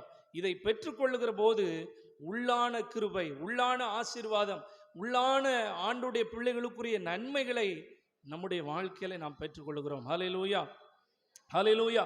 அப்ப ஞானஸ்நானத்தின் மூலமாய் நாம் கர்த்தருடைய பிள்ளைகளாய் சபையில் இணைக்கப்படுகிறோம். அந்த ஞானஸ்நானத்தின் மூலமாக உள்ளான கிருபைகளை, உள்ளான ஆசீர்வாதங்களை நாம் ஆண்டவரிடத்தில் பெற்றுக்கொள்கிறோம். ஆனால் இன்னைக்கு பாருங்க, இந்த ஞானஸ்நானத்தை குறித்து நிறைய முரண்பாடுகள், ஞானஸ்நானத்தை குறித்து நிறைய காரியங்கள் சொல்றாங்க. எப்போ எடுக்கணும், எப்படி எடுக்கணும், யார் எடுக்கணும் அப்படின்லாம் நிறைய முரண்பாடுகள் சொல்லப்பட்டு கொண்டிருக்கிறது. சின்ன வயசுல கொடுக்கலாமா, கொடுக்க கூடாதா, அல்லது வாலிபத்தில் கொடுக்கணுமா, எப்படி கொடுக்கணும், தெளிக்கலாமா, முக்கலாமா, நிறைய முரண்பாடுகள், நிறைய கருத்துகள் என்ன செய்கிறது, நிலவி வருகிறது. ஆனால் எப்படிப்பட்ட கருத்துகள் இருந்தாலும் நமக்குரிய ஒரு முறைன்னு சொல்லி நமக்கு என்ன செய்கிறாங்க, வச்சுருக்காங்க. அப்படி தானே? நம்ம எல்லாரும் தென்னிந்திய திருச்சபையில் உள்ளவங்க தானே, அப்படி தானே? நமக்குரிய ஒரு மெத்தட் இருக்குது. நம்ம மெத்தடை நம்ம கொஞ்சம் என்ன செஞ்சுக்கிட வேண்டியதான், ஃபாலோ பண்ணிக்கிட்டோம். இது வரைக்கும் ஞானஸ்தானம் எடுக்காமல் இருக்கீங்கன்னா, உங்கள் பிள்ளைகளை வச்சுருக்கீங்க அப்படின்னா, ஒரு காரியம் புரிந்து கொள்ளுங்கள். சபையில் கொண்டு ஞானஸ்தானம் என்ன செய்யணும், கொடுத்துடணும். ஆண்டுடைய பிள்ளைகள் சிலர் சொல்லுவாங்க, அது எதுக்கு இப்போ கொடுக்கணும், அந்த பிள்ளைக்கு என்ன தெரியும், ஒன்றும் தெரியாது, ஒரு 18 வயசுக்கு பிறகு என்ன செய்யலாம், ஞானஸ்தானம் கொடுக்கலாம், அப்படிலாம் நிறைய கருத்துக்களை சொல்லுவாங்க. அதுக்கு ஒரே ஒரு கேள்வி கேட்குறேன். உங்கள் சின்ன பிள்ளைய அந்த ஒரு 2.5 வயசில் கொண்டு எங்கே விட்டுறோம்? நம்ம எங்கே விட்டுறோம்? பள்ளிக்கூடத்தில் விட்டுறோம், அப்படி தானே? அந்த பிள்ளைக்கு ஆனாவனா தெரியுமா, ஏபிசிடி தெரியுமா? ஆனால் எங்கே கொண்டு விட்டுறோம்? பள்ளிக்கூடத்தில் கொண்டு நம்ம என்ன செய்கிறோம், சேர்த்து விடுகிறோம். எதுக்காக சேர்க்குறோம்? அங்கே போய் என்ன செய்வான், படிச்சுக்கிடுவான், படித்து கொள்வான். அதே போல தான் நம்முடைய பிள்ளைகளை கர்த்தருடைய சமூகத்தில் கொண்டு வந்து விட்ட பிற்பாடு நம்ம அந்த பிள்ளைக்கான ஒரு உறுதிக்கினை எடுக்கிறோம். என் பிள்ளைய கிறிஸ்துவுக்குள்ளே நான் நடத்துவேன். எப்படி ஸ்கூலில் டீச்சர்ஸ்ட்டை விட்ட உடனே அவங்க பார்த்துக்கிடுவாங்கன்னு சொல்கிறோமோ, அதே போல் நான் என் பிள்ளைய கிறிஸ்துவுக்குள்ளே நடத்துவேன். ஆண்டுடைய கற்பனைகளை நான் சொல்லிக் கொடுப்பேன், அவருடைய கட்டளைகளை நான் சொல்லிக் கொடுப்பேன், பரிசுத்தமாய் வாழ நான் கற்றுக் கொடுப்பேன் என்கிற உறுதிக்கினையை பெற்றோர்கள், ஞான பெற்றோர்கள் என்ன செய்கிறோம், அந்த உறுதிக்கினை எடுக்கிறோம். அது எனக்கு என்னமோ என்ன தெரியுதுன்னா, அது நம்ம வளர்க்க முடியாதுன்னு பயந்து போய் தான் அந்த பிள்ளைக்கு கொடுக்காம அப்படி வச்சிடறோமான்னு தெரில. 18 வயசுனா அவனே உத்தரவாதி ஆகிக்கிடுவான். வீணா நம்ம எதுக்கு அதுக்கு உத்தரவாதம் எடுத்துக்கிடணும் அப்படின்னு சொல்லி நினைக்கிறோமா அப்படின்னு தெரியல. நம்முடைய திருச்சபையினுடைய சட்டப்படி ஆண்டுடைய சமூகத்தில் ஞானஸ்தானம் என்ன செய்யணும், கொடுக்கப்பட்டு விட வேண்டும், கொடுக்கப்பட்டு விட வேண்டும். ஒரு பிள்ளை பள்ளிக்கூடம் போகாமல் 10 வயசு 15 வயசில் விவரம் தெரிஞ்ச பிறகு கொண்டு ஸ்கூலில் விடுவோம் அப்படின்னா அந்த பிள்ளையை பள்ளிக்கூடத்தில் சேர்க்கவே மாட்டாங்க. அந்த பிள்ளை படித்த பிள்ளையாக என்ன செய்யாது, இருக்காது. அப்போ தேவ சமூகத்தில், அவருடைய சமூகத்தில் கொண்டு வந்து அந்த பிள்ளைக்குரிய கடமைகளை சின்ன வயதிலேயே நாம் செய்த பிற்பாடு அதுக்கப்புறம் அந்த பிள்ளை கிறிஸ்துக்குள்ளே என்ன செய்யணும், நம்ம வளர்க்கணும், வளரணும். இதை ஆண்டவர் நம்மிடத்தில் எதிர்பார்க்கிறார். ஆகவே இந்த நாளில் ஒருவேளை ஏதாவது எண்ணத்தோடு, இல்லை இன்னும் ஒரு 10 வருஷம் கழித்து பார்த்துக்கிடலாம், 15 வருஷம் கழிக்கட்டும், 18 வயசு ஆகட்டும், அவனுக்கு விவரம் தெரியட்டும் அப்படின்னு சொல்லி உங்கள் பிள்ளைகளை நம்ம என்ன செய்யண்டாம் வச்சிங்க அப்படின்னா உங்கள் பிள்ளை இன்னும் சபைக்குள்ளே என்ன செய்யலை, வரல அப்படின்னு அர்த்தம். சரியா? புரிந்து கொள்வோம். நான் ஞானஸ்தானம் கொடுக்காம என் பிள்ளையை வீட்டில் வச்சுருந்தேன் அப்படின்னா இன்னும் என்னுடைய பிள்ளையை சபையினுடைய உறுப்பினராய் நான் இணைக்கவில்லை என்று அர்த்தம். ஆகவே ஆண்டவருடைய பிள்ளைகள், அவருடைய சமூகத்தில் நம்முடைய பிள்ளைகளை இணைப்போம். ஆண்டவர் நம்மை ஆசீர்வதிப்பாராக. ஓகே, இன்னைக்கு ஒரு சில காரியங்களை நாம் தியானித்து நாம் ஆண்டவருடைய சமூகத்தில் ஜெபிக்கலாம். இந்த ஞானஸ்நானம் என்பது ஒரு புது வாழ்வு என்று நம்முடைய திருமண்டலம் நமக்கு தலைப்பு கொடுத்திருக்கிறது.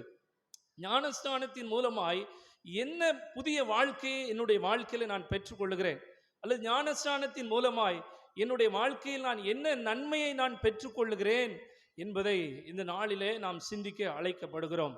நாம் வேதத்திலே வாசிக்கிற போது 1 பேதுரு அதனுடைய 3வது அதிகாரம் நம்முடைய 21வது வசனத்தை ஒருவர் வாசிக்கலாம். 1 பேதுரு 3:21.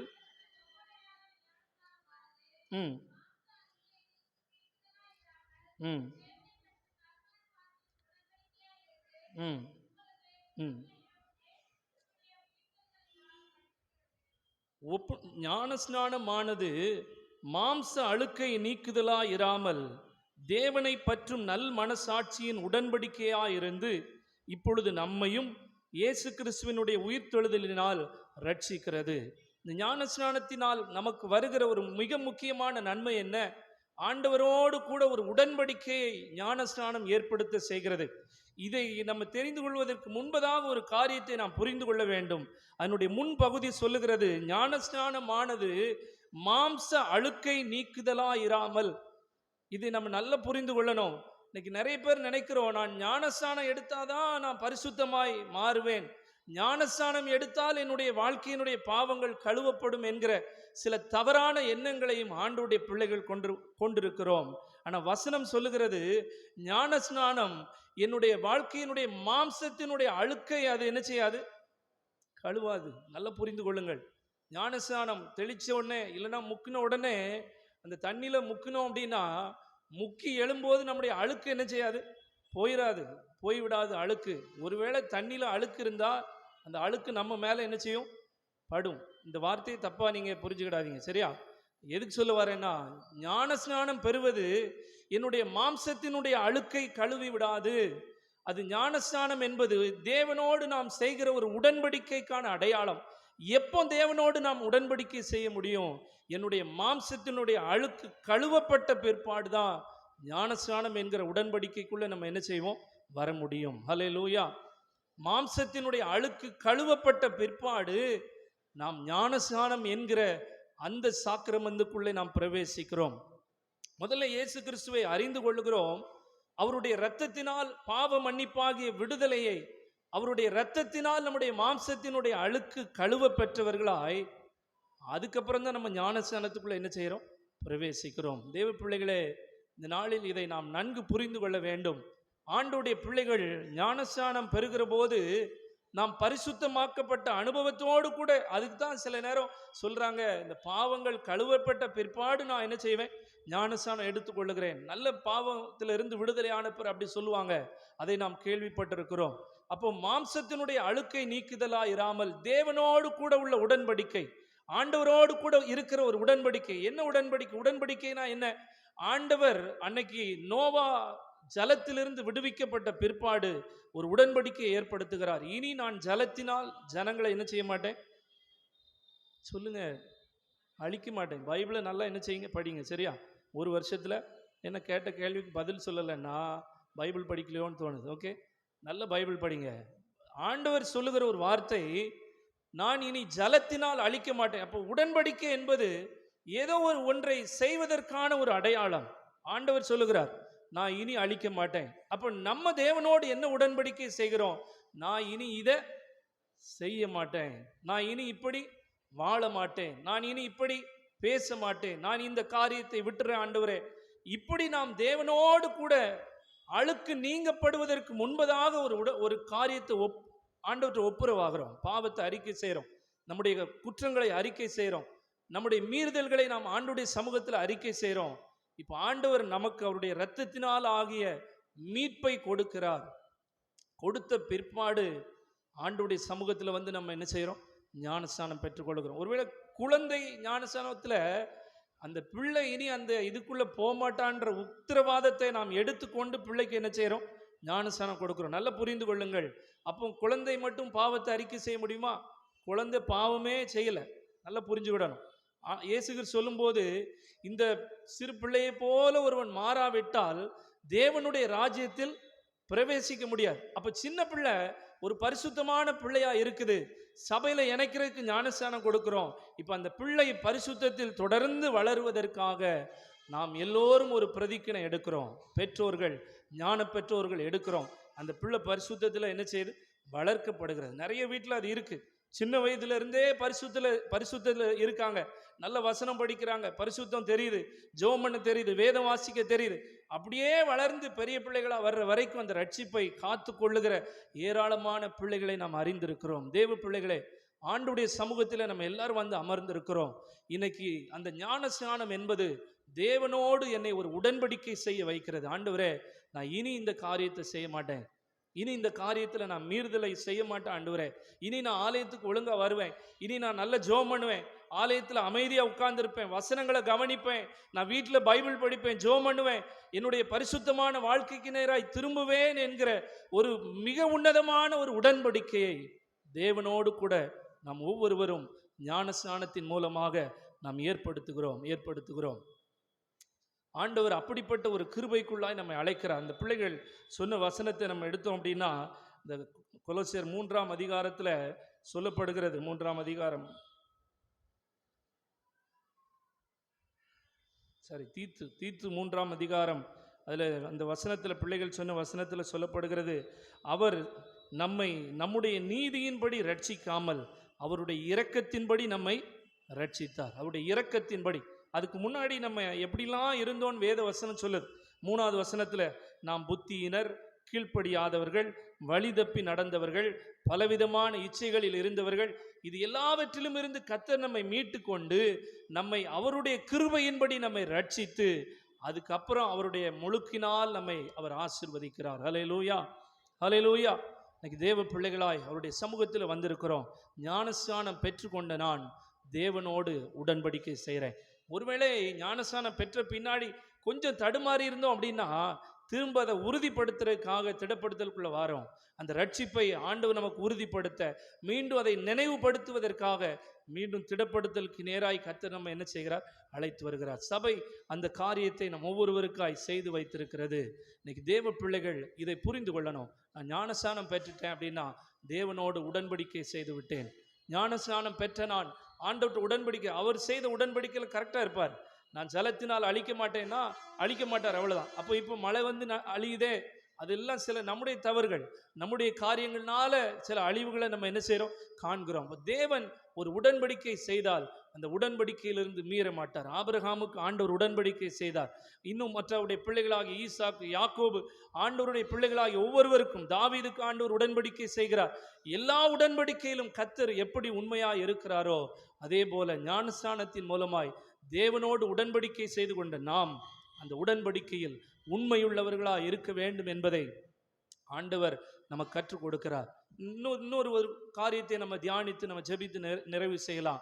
இஸ்ரவேல் ஜனங்களை ஆண்டவர் ஒரு ஞானஸ்நானத்திற்குள்ளாய் கொண்டு வந்ததாக பவுல் குறிப்பிடுகிறார். இஸ்ரவேல் ஜனங்கள், ஞானஸ்நானம்ன்றது இயேசு கிறிஸ்துக்கு அப்புறம் வந்த காரியம். ஆனால் பழைய ஏற்பாட்டிலேயே இந்த ஞானஸ்நானம் ஒன்று இருந்ததாக பவுல் சொல்லுகிறார். அதில் ஞானஸ்நானம் பெற்றவர்களுடைய வாழ்க்கை எப்படி இருந்தது? இன்னைக்கு நம்ம வாழ்க்கை ஞானஸ்நானம் பெற்றிருக்கோம் என்று சொல்லிருக்க நம்முடைய வாழ்க்கை எப்படி இருக்கு? ஒரு சின்ன கம்பேரிசன், ஒரு சின்ன ஒரு ஒப்புமை, அதை செய்து பார்த்து குறைவுள்ளவர்கள்னா இன்னைக்கு தேவ சமூகத்தில் நம்ம அர்ப்பணிக்க போகிறோம். எல்லாரும் ஞானஸ்நானம் பெற்றிருக்கீங்களா? பெரியவங்க எல்லாரும் பெற்றிருக்கீங்களா? அப்படிதானே? சரி, இப்போ ஞானஸ்நானம் பெற்றவர்களுடைய வாழ்க்கை இந்த வேதத்தின் அடிப்படையில் அந்த ஜனங்களுடைய வாழ்க்கை எப்படி இருந்தது, நம்முடைய வாழ்க்கை எப்படி இருக்கிறது என்பதை நாம் தியானித்து நாம் நிறைவு செய்யலாம். 1 கொரிந்தியர் அதனுடைய 10வது அதிகாரத்தை நாம் திருப்பிக் கொள்வோம். அப்போஸ்தலனாகிய பரிசுத்த பவுல் சொல்லுகிற போது, நம்முடைய பிதாக்கள் எல்லாம், அந்த முதல் வசனத்திலிருந்து பார்க்க, நான் வேகமாக அதை வாசித்தோன்னா நேரம் ஆகிட்டு இருக்கும், வேகமாக சொல்லிடுறேன். நம்முடைய பிதாக்கள் எல்லாரும் மேகத்துக்கு கீழாய் இருந்தார்கள். யாரு? இஸ்ரவேல் ஜனங்கள் அடிமைத்தனத்திலிருந்து அவர்களை மீட்டு கொண்டு வருகிற போது, அந்த இஸ்ரவேல் ஜனங்கள் நடந்து வருகிற போது பவுல் சொல்லுகிறார், நம்முடைய பிதாக்கள் மேகத்துக்குள் கீழாய் இருந்தார்கள், சமுத்திரத்தின் வழியாய் அவர்கள் நடந்து வந்தார்கள், எல்லாரும் மோசேக்குள்ளாக மேகத்தினாலும் சமுத்திரத்தினாலும் ஞானஸ்நானம் பண்ணப்பட்டார்கள். இஸ்ரவேல் ஜனங்களை குறித்து பவுல் சொல்லுகிறார். எல்லாரும் சமுத்திரத்தினாலும் எல்லாரும் மேகத்தினாலும் என்ன செய்யறாங்க? ஞானஸ்நானம் பெற்றிருக்காங்க. யாரு? இஸ்ரவேல் ஜனங்கள். இன்னைக்கு நம்மளும் அந்த ஜனங்கள் தான். இயேசுவின் இரத்தத்தினால் நம்மையும் அவருடைய ஜனங்களாய் ஆண்டவர் மீட்டு கொண்டிருக்கிறார். நாமும் அவருடைய பிள்ளைகளாய் இருக்கிறோம். நிறைய பேர் நம்ம சொல்லியிருக்கிறோம், இப்போ நான் ஞானஸ்நானம் பெற்றிருக்கிறேன், நான் ஞானஸ்நானம் பெற்றிருக்கிறேன். தொடர்ந்து பவுல் அதில் சொல்லுகிற போது 5ஆம் வசனம், அப்படி இருந்தும் எப்படி இருந்தும் அவர்கள் ஞானஸ்நானம் பெற்றிருந்தும் அவர்களில் அதிகமான பேர்களிடத்தில் தேவன் பிரியமாய் இருந்ததில்லை. பவுல் சொல்லுகிறார். ரொம்ப சோகமான ஒரு வார்த்தை, ரொம்ப கவலையான ஒரு வார்த்தை. எல்லோரும் சமுத்திரத்துக்குள்ளாக மேகத்துக்குள்ளாக ஞானஸ்நானம் பெற்றிருந்தும் அவர்களில் அதிகமான பேர்களிடத்தில் ஆண்டவர் எப்படி இல்லையா? சொல்லுங்க. இப்போ அது கரெக்டாக இது பண்ணாதான் நம்ம மேலே ஆண்டவர் என்ன செய்வார்? பிரியமாயிருப்பார். இன்னைக்கு நம்ம இதை கொஞ்சம் கம்பேர் பண்ணுவோம். என் மேலே ஆண்டவர் பிரியமாக இருக்கிறாரா? நானும் என்ன செஞ்சுருக்கேன்? ஞானஸ்நானம் பெற்றிருக்கேன். நானும் திடப்படுத்தல் படிச்சிருக்கிறேன். என் மேலே ஆண்டவர் பிரியமாக இருக்கிறாரா? பவுல் சொல்லுகிறார், அவர்களிடத்தில், இஸ்ரவேல் ஜனங்களிடத்தில், ஞானஸ்நானம் பெற்ற எல்லாரிடத்திலும் தேவன் பிரியமாய் இருந்ததில்லை. காரணம் என்ன? தொடர்ந்து சொல்லுகிற போது, தொடர்ந்து அவர் சொல்ற போது, அவர்கள் இச்சித்தது போல நாமும் இச்சியாதபடிக்கு இருக்கணும் அப்படிலாம் சொல்ற. இப்போ பாருங்க, எல்லோரும் ஞானஸ்நானம் பெற்றிருந்தும் ஆண்டவரால் நேசிக்கப்பட முடியாத ஒரு அனுபவத்துக்குள்ளதான் அவங்களுடைய வாழ்க்கை இருந்தது. இன்னும் அந்த வசனத்தில் சொல்றார், வனாந்திரத்தில் அவர்கள் அழிக்கப்பட்டார்கள். ஆனால் ஆண்டவர் நம்ம இன்னும் ஜீவனோடு கிருபையாய் ஆண்டவர் வைத்திருக்கிறார். அவருடைய பிள்ளைகளாய் இந்த உலகத்தில் கர்த்தர் நம்ம இன்னும் வைத்திருக்கிறார். இப்போ அந்த ஜனங்கள் எப்படி இருந்தாங்களான்னா, 7ஆம் வசனம், ஜனங்கள் புசிக்கவும் குடிக்கவும் உட்கார்ந்து விளையாட எழுந்திருந்தார்கள். நம்மளும் என்ன செய்கிறோம்? புசிக்கிறோம், குடிக்கிறோம். குடின்னா வேற மாதிரி யோசிச்சிடாதீங்க. தண்ணி தான். வீட்டில் சாப்பிட்றோம், நம்ம வீட்டில் என்ன செய்கிறோம்? எல்லாம் இது பண்ணுறோம். நம்முடைய அதாவது அது என்ன சொல்ல வருகிறது? அவங்க அன்றாட வேலைகளில் நம்ம என்ன செய்கிறோம்? இருக்கிறோம். அந்த ஜனங்கள் அப்படி இருந்தாங்க. அவங்களும் சாப்பிட்டாங்க, தண்ணி குடித்தாங்க, பிரயாணம் பண்ணாங்க, அப்படி பிள்ளைகளோடு சந்தோஷமாக இருந்தாங்க. எல்லா விதமான காரியங்களும் அவங்களுடைய வாழ்க்கையில் இருந்தது. ஆனால் கர்த்தரால் நேசிக்கப்பட்ட ஒரு அனுபவம் மட்டும் அவங்களுக்கு என்ன செய்யலை? இல்லை. எல்லாருக்கும் இல்லை அந்த அனுபவம். எல்லாரையும் கர்த்தர் நேசிக்கலை. ஒரு 2 பேர் தான் என்ன செஞ்சாங்க? எங்கே போனாங்க? கானானுக்குள்ளே போனாங்க. 2 பேர் தான் போனாங்க. அந்த மொத்த இஸ்ரவேல், சமஸ்த இஸ்ரவேல் ஜனங்களுக்குள்ள கொஞ்சம் பாத்திரா இருந்த மோசே ஆண்டுடைய சமூகத்தில் தான் இருக்கார், அவரோடு கூட தான் இருக்கிறார். ஆனாலும் அந்த கானான் என்கிற தேசத்துக்குள்ள மோசே என்ன செய்ய முடியல? பிரவேசிக்க முடியல. 2 பேர் தான். 2 பேரை மட்டும்தான் அங்கிருந்து கிளம்பின ஆட்களில் உள்ள கொண்டு போனார் ஆண்டவர். மற்ற எல்லாரும் வனாந்தரத்தில் அழிக்கப்பட்டார்கள். ஏன்? ஞானஸ்நானம் பெற்றிருந்தாலும் அவருடைய வாழ்க்கை தேவனால் விரும்பப்படாத ஒரு வாழ்க்கையாய் மாறி போனதுதான் காரணம். தேவ பிள்ளைகளே, இன்னைக்கு ஆண்டுடைய பிரசன்னத்தில் இந்த காலை வேளையில் வந்திருக்கிறோம். ஆண்டுடைய சமூகத்தில் அவர் ஆராதிக்க வந்திருக்கிறோம். இந்த ஆராதனை என்பது ஏதோ வந்தோம், பாட்டு படித்தோம், உட்கார்ந்தோம், வசனம் கேட்டோம், ஜெபம் பண்ணோம், அப்படி அல்ல. என் வாழ்க்கையில் ஏதோ ஒரு காரியம் என்னுடைய வாழ்க்கையில் ஆராதனையில் என்ன செய்யணும்? நடந்திருக்கணும். தேவனால் பிரியப்படுகிற அனுபவத்தோடு நான் இங்கிருந்து போயிருக்கணும். அதை கர்த்தர் நம்மிடத்தில் எதிர்பார்க்கிறார். ஆண்டவர் நம்மிடத்தில் எதிர்பார்க்கிறார். இன்னைக்கு தேவ சமூகத்தில் நம்ம எப்படி இருக்கிறோம்? இந்த ஜனங்கள் எல்லாரும் ஞானஸ்நானம் பெற்றிருந்தாலும் ஆண்டவரால் விரும்பப்படவில்லை. காரணம் என்ன தெரியுமா? அவங்ககிட்ட இருந்த ஏராளமான காரணம். அந்த 7வது வசனத்திலிருந்து சொல்லுது. 7வது வசனத்தில் விக்கிரக ஆராதனைக்காரர், 8வது வசனம் வேசித்தனம் பண்ணினார்கள், 9வது வசனம் கிறிஸ்துவை பரீட்சை பார்த்தார்கள், 10வது வசனம் முறுமுறுத்தார்கள். இது எல்லாம் இஸ்ரவேல் ஜனங்கள்கிட்ட இருந்துச்சு. நம்மகிட்டையும் நிறைய பேர்கிட்ட இருக்கலாம். முறுமுறுப்பு இருக்கலாம், பாவம் இருக்கலாம், தவறான பழக்கங்கள் இருக்கலாம், தவறான உறவுகள் இருக்கலாம், தவறான காரியம், தவறான செயல்பாடுகள், இல்லைன்னா ஆலயத்தில் கர்த்தருடைய சமூகத்தில் பயபக்தியா இல்லாமல் இருக்கலாம். ரொம்ப வருத்தமான ஒரு காரியம் அது. நம்ம சபையில் பேசிட்டே என்ன செய்கிறோம்? காலை ஆராதனையில் பேச மாட்டேங்காங்க. அழகா 7 மணி ஆராதனை அமைதியாக இருந்துட்டு போகிறாங்க. ரொம்ப வருத்தம் என்னன்னா, இங்கே நற்கர்னு எடுத்துட்டு அங்கே போய் என்ன செய்கிறோம்? வந்து 2-3 வாரம் தான் ஆகுது, அதுக்குன்னா இப்படியா பேசுறீங்க அப்படின்னு நினைக்கிறீங்களா? ஆனால் இதை சொல்ல வேண்டியது கடமை. கண்டிப்பாக நற்கர்னு எடுத்துட்டு வந்து நம்ம என்ன செய்கிறோம்? சாக்கிரமந்து நம்மை பரிசுத்தப்படுத்தக்கூடிய ஒரு காரியம். ஆனால் சாக்கிரமந்தை பெற்றுக்கொண்டு வந்து நம்ம என்ன செய்கிறோம்? பேசிட்டே இருக்கிறோம். ஆலயத்தினுடைய ஆராதனைகள் அசட்டை பண்ணப்படுகிறதை நிறைய நேரங்களில் பார்க்கிறோம். தேவ பிள்ளைகளே, ஒருவேளை நிறைய பேர் சொல்லிட்டாங்க, 10ஓட 11 நீங்கள் சொல்கிறீங்க அப்படின்னு நினைக்கிறீங்கன்னா அப்படி கிடையாது. இன்னைக்கு ஆண்டவர் நம்மை அதிலிருந்து மாறும்படி அழைக்கிறார். ஒரு புதிய உடன்படிக்கை ஆண்டவர் ஏற்படுத்தும்படி நம்மை அழைக்கிறார். ஞானஸ்நானமும் அப்படிதான். அன்னைக்கு ஒரு ஞானஸ்நான ஆராதனை நடந்தது கிறிஸ்துமஸ் அன்னைக்கு. அந்த பிள்ளை தண்ணி ஊற்றும் போது அழுவுதா சிரிக்குதா, நம்முடைய எண்ணங்கள் ஃபுல்லாக அதில் தான் இருக்கு. ஞானஸ்நானம் முடிச்சு ஐயா ஜோம் பண்ணிட்டு இருக்காங்க, அங்கே உட்கார்ந்து பேசிக்கிட்டு ஃபோட்டோ எடுத்துட்டு என்ன செய்கிறோம்? ஆராதனை கூட நிறைவுபடலை. ஞானஸ்நான ஆராதனை கூட என்ன செய்யலை, நிறைவு பெறலை. 25ஆம் தேதி கிறிஸ்துமஸ் அன்னைக்கு நடைபெற்ற ஞானஸ்நான ஆராதனை, அந்த ஆராதனை முடியலை. அங்கே ஜெபம் பண்ணிட்டு இருக்காங்க ஐயா, அங்கே பின்னாடி நின்று அந்த ஞானஸ்நானம் எடுத்த பிள்ளை கூட ஃபோட்டோ எடுத்துட்டு அந்த ஜெபத்தை கூட கம்ப்ளீட் பண்ணக்கூடிய சூழ்நிலை நம்மகிட்ட இல்லை. தேவ பிள்ளைகளே, இன்னைக்கு ஆண்டவர் நம்மோடு கூட பேசுகிறார். என்னுடைய வாழ்க்கை எப்படி இருக்கு? ஆண்டவரால் பிரியப்படுகிற ஒரு வாழ்க்கை இருக்குதா? நான் ஞானஸ்நானம் பெற்றிருந்தாலும் ஆண்டவர் என்னை நேசிக்கிற ஒரு அனுபவத்துக்குள்ள நான் வாழுகிறேனா என்பதை இந்த நாளில் சிந்திக்கும்படி கர்த்தர் நம் எல்லாரையும் அழைக்கிறார். இந்த இடத்திற்கு ஒவ்வொருவரையும் ஆண்டவர் நம்மோடு கூட பேசுகிறார். ஒவ்வொருத்தரோடும் கூட அவருடைய வார்த்தை பேசி கொண்டிருக்கிறது. தேவனுடைய சமூகத்தில் வருகிற நாம் அவரால் விரும்பப்படுகிற ஜனங்களாய் நாம் வாழ்ந்து கொண்டிருக்கிறோமா? ஞானஸ்நானம் பெற்ற பிற்பாடும், திடப்படுத்தல் படித்த பிற்பாடும், இன்னும் சிலர் பரிசுத்தாவின் அபிஷேகத்தை பெற்றிருக்கிறேன் என்று சொன்ன பிற்பாடும், நான் நல்ல ஜெபம் பண்றேன்னு சொன்ன பிற்பாடும், நான் ஊழியம் செய்கிறேன் என்று சொன்ன பிற்பாடும், என்னுடைய வாழ்க்கை தேவனால் விரும்பப்படுகிற வாழ்க்கையாய் காணப்படுகிறதா? இதை சிந்திக்கும்படி ஆண்டவர் இந்த நாளில் நம்மை அழைக்கிறார். இந்த காலை வேளையில் நம்ம யோசித்து பார்ப்போம்.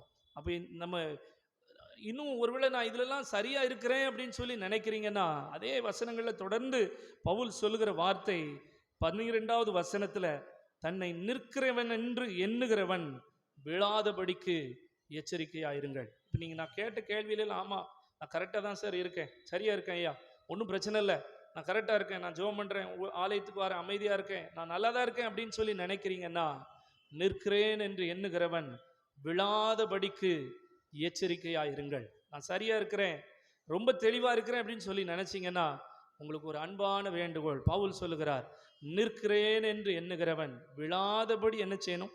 எச்சரிக்கையாக இருக்கணும், விழுந்துடக்கூடாது. அனுதினமும் ரட்சிக்கப்படுகிற அனுபவம், அனுதினமும் கர்த்தருடைய பிள்ளைகளாய் வாழுகிற அந்த அனுபவத்தை அவருடைய பிள்ளைகள் நாம் பெற்றுக்கொள்ளுகிற போது ஆண்டவர் நம்மை ஆசீர்வதிக்கிறார். நான் எப்படி இருக்கணும்? ஆமாம், நான் இவ்வளோ நாள் இப்படி இல்லை, என் வாழ்க்கையை நீ எப்படி மாறணும்? அதை மட்டும் பார்த்துட்டு நம்ம ஜெபம் பண்ணலாம். எசேக்கியேல் 36வது அதிகாரம் வாசிக்க கேட்ட இந்த வேத பகுதி, 36வது அதிகாரம் 26வது 27வது வசனங்களை நம்ம பார்க்கிற போது, அங்கே அந்த ஞானஸ்நானம் அந்த பகுதியில் அவர் அழகாக சொல்லுகிறார். ம் ம் ம் ம் போதும், நான் உங்கள் மேல் சுத்தமான ஜலம் தெளிப்பேன். அப்போ நம்ம ஞானஸ்நானம் பெற்றுட்டோம், என்னுடைய வாழ்க்கையில் நான் அந்த சாக்கிரமந்தை பெற்றுக்கொண்டேன் அப்படின்னு சொல்லி நினைக்கிறவங்க, ஒருவேளை தேவனால் பிரியப்படாத வாழ்க்கை இதுவரைக்கும் வாழ்ந்துட்டோம் அப்படின்னு சொன்னாலும், இன்னைக்கு நாம் தீர்மானம் எடுக்க வேண்டிய காரியம் என்ன? ஆண்டவர் சொல்லுகிறார், உங்களுக்கு நவமான இருதயத்தை கொடுத்து உங்கள் உள்ளத்தில் புதிதான ஆவியை கட்டளையிட்டு கல்லான இருதயத்தை உங்கள் மாம்சத்திலிருந்து எடுத்து போட்டு சதையான இருதயத்தை உங்களுக்கு கொடுப்பேன். ஹல்லேலூயா, ஹல்லேலூயா. இந்த அனுபவத்துக்குள்ள நான் வரணும். என்னுடைய இருதயத்தில் நவமான இருதயமாய் மாற வேண்டும். நம்ம இருதயம் சேஞ்ச் ஆயிற்று அப்படின்னாலே எல்லாமே சேஞ்ச் ஆயிரும். நம்ம இருதயம் நம்முடைய உள்ளான இருதயம் மாறிற்று அப்படின்னாலே நம்ம வாழ்க்கையினுடைய எல்லாம் மாறிடும். அதை ஆண்டவர் நமக்கு தருவேன் என்று வாக்கு பண்ணுகிறார். உங்கள் நவமான இருதயத்தை கொடுப்பேன், புதிதான ஆவியை உங்களுக்கு கட்டளையிடுவேன். கல்லான இருதயத்தை எடுத்துட்டு மாம்சமான நல்ல சதையான இருதயத்தை நான் என்ன செய்வேன்? உங்களுக்கு கொடுப்பேன். கல்லான இருதயம். நிறைய நேரத்தில் எத்தனை பிரசங்கம் கேட்டாலும், எத்தனை அர்ப்பணிப்புகளுக்குள்ள வந்தாலும் இருதயம் என்ன செய்யாது? நிறைய பேருக்கு மாறவே செய்யாது. நான் இப்படி தான் என்ன செய்வேன்? இருப்பேன், இப்படி தான் இருப்பேன். இதை நான் என்ன செய்ய மாட்டேன்? மாற்ற மாட்டேன். எனக்கு தெரிஞ்ச ஒருத்தர் சொல்லுவார், நானாகவே என்ன செய்கிறேன் அப்படி சொல்லுவார். எனக்கு தெரிஞ்ச ஒருத்தங்க நல்ல ஆலயத்துக்கு வருவாங்க, நல்லா தான் இருப்பாங்க, எல்லாம் ஓகே. ஆனால் எப்போ பார்த்தாலும் நான் அடிக்கடி சொல்லுவேன் அவங்ககிட்ட, இல்லை இது இப்படி கொஞ்சம் மாறுங்க, இப்படி கொஞ்சம் இறங்கி வாங்க.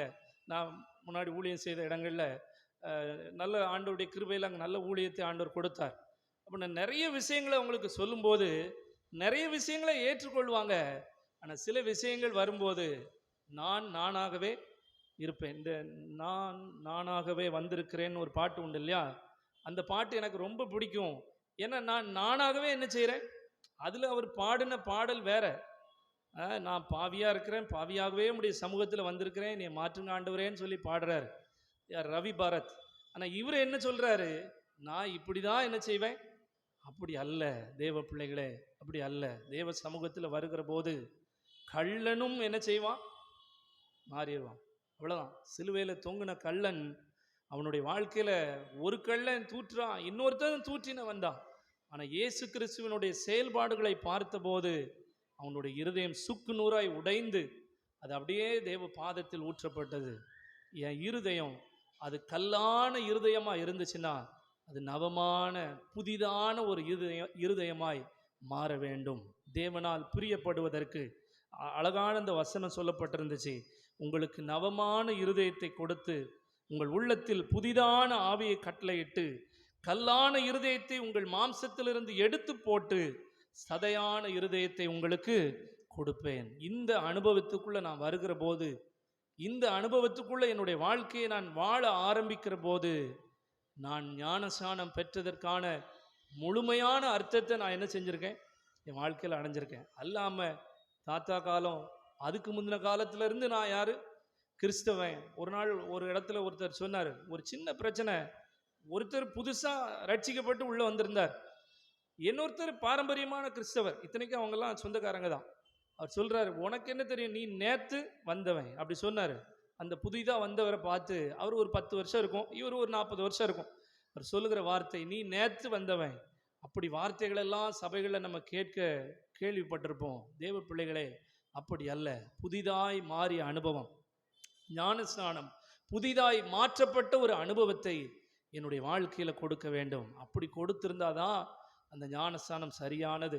அது 18 வயசில் நீங்கள் மூழ்கி எடுத்தாலும் சரி, 1.5 வயசில் தெளித்து கொடுத்தாலும் சரி, எப்படி கொடுத்திருந்தாலும் என்னுடைய வாழ்க்கை தேவன் விரும்புகிறபடி அமையலை அப்படின்னு சொன்னால் அந்த ஞானஸ்நானத்தில், அந்த திடப்படுத்தலில் ஒரு பிரயோஜனமும் இல்லை. இன்னைக்கு ஆண்டவருடைய சமூகத்தில் இதை நாம் நினைத்து பார்த்து நம்மை அர்ப்பணிப்போம். இந்த ஞானஸ்நானத்தினால் வருகிற ஆசீர்வாதத்தை ஆண்டவர் நமக்கு தந்து வழி நடத்துவாராக. ஆமென். மீண்டும் நாம் யாவரும் எழும்பி நின்று நம்முடைய காணிக்கையும் ஆண்டோடைய சமூகத்தில் அர்ப்பணிக்கும் வண்ணமாக 231வது கீதங்கள், 200 ஆண்டு கீதம் 231 நாம் பாடுவோம். ஞான ஸ்நானமா ஞான திரவியமே என்று பாடல்.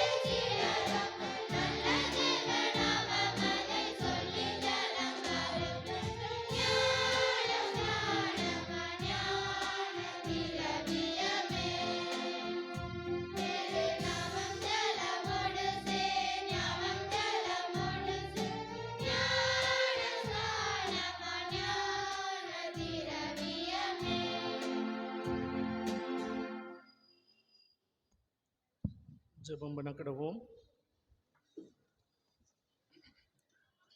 ஞான ஸ்நானம் ஆண்டவரோடு கூட நமக்கு ஒரு உடன்படிக்கையை ஏற்படுத்துகிறது.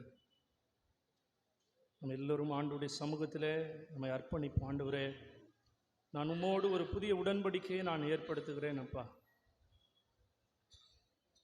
என்னுடைய வாழ்க்கையில் ஒருவேளை ஞானஸ்நானம் பெற்றவனாய் இருந்த பிற்பாடும் இஸ்ரவேல் ஜனங்களைப் போல ஆண்டவரால் விரும்பப்படாதவர்களால் நேசிக்கப்படாத ஒரு வாழ்க்கையை நான் வாழ்ந்திருந்தேன் அப்படின்னா என்னை ஒரு விஷயம் ஆண்டவர் பரிசுத்தப்படுத்துங்கப்பா. எல்லோரும் ஒப்பு கொடுத்து ஜெபம் பண்ணுங்க. சின்ன பிள்ளைங்க பெரியவங்க பேசாமல் அமைதியாக ஆண்டவருடைய சமூகத்தில் ஜெபம் பண்ணுங்க. ஆண்டவரே, ஏதோ சும்மா வந்துட்டு போகிறது அல்ல ஆராதனை. அப்படி சமூகத்தில் நாம் ஜெபத்தோடு ஆண்டவர் நம்மை ஏதோ ஒரு காரியத்தில் மாற்றிய அந்த அனுபவத்தை பெற்றுக்கொண்டவர்களாய் ஆண்டவருடைய பிரசன்னத்தை விட்டு நான் கடந்து செல்லணும்.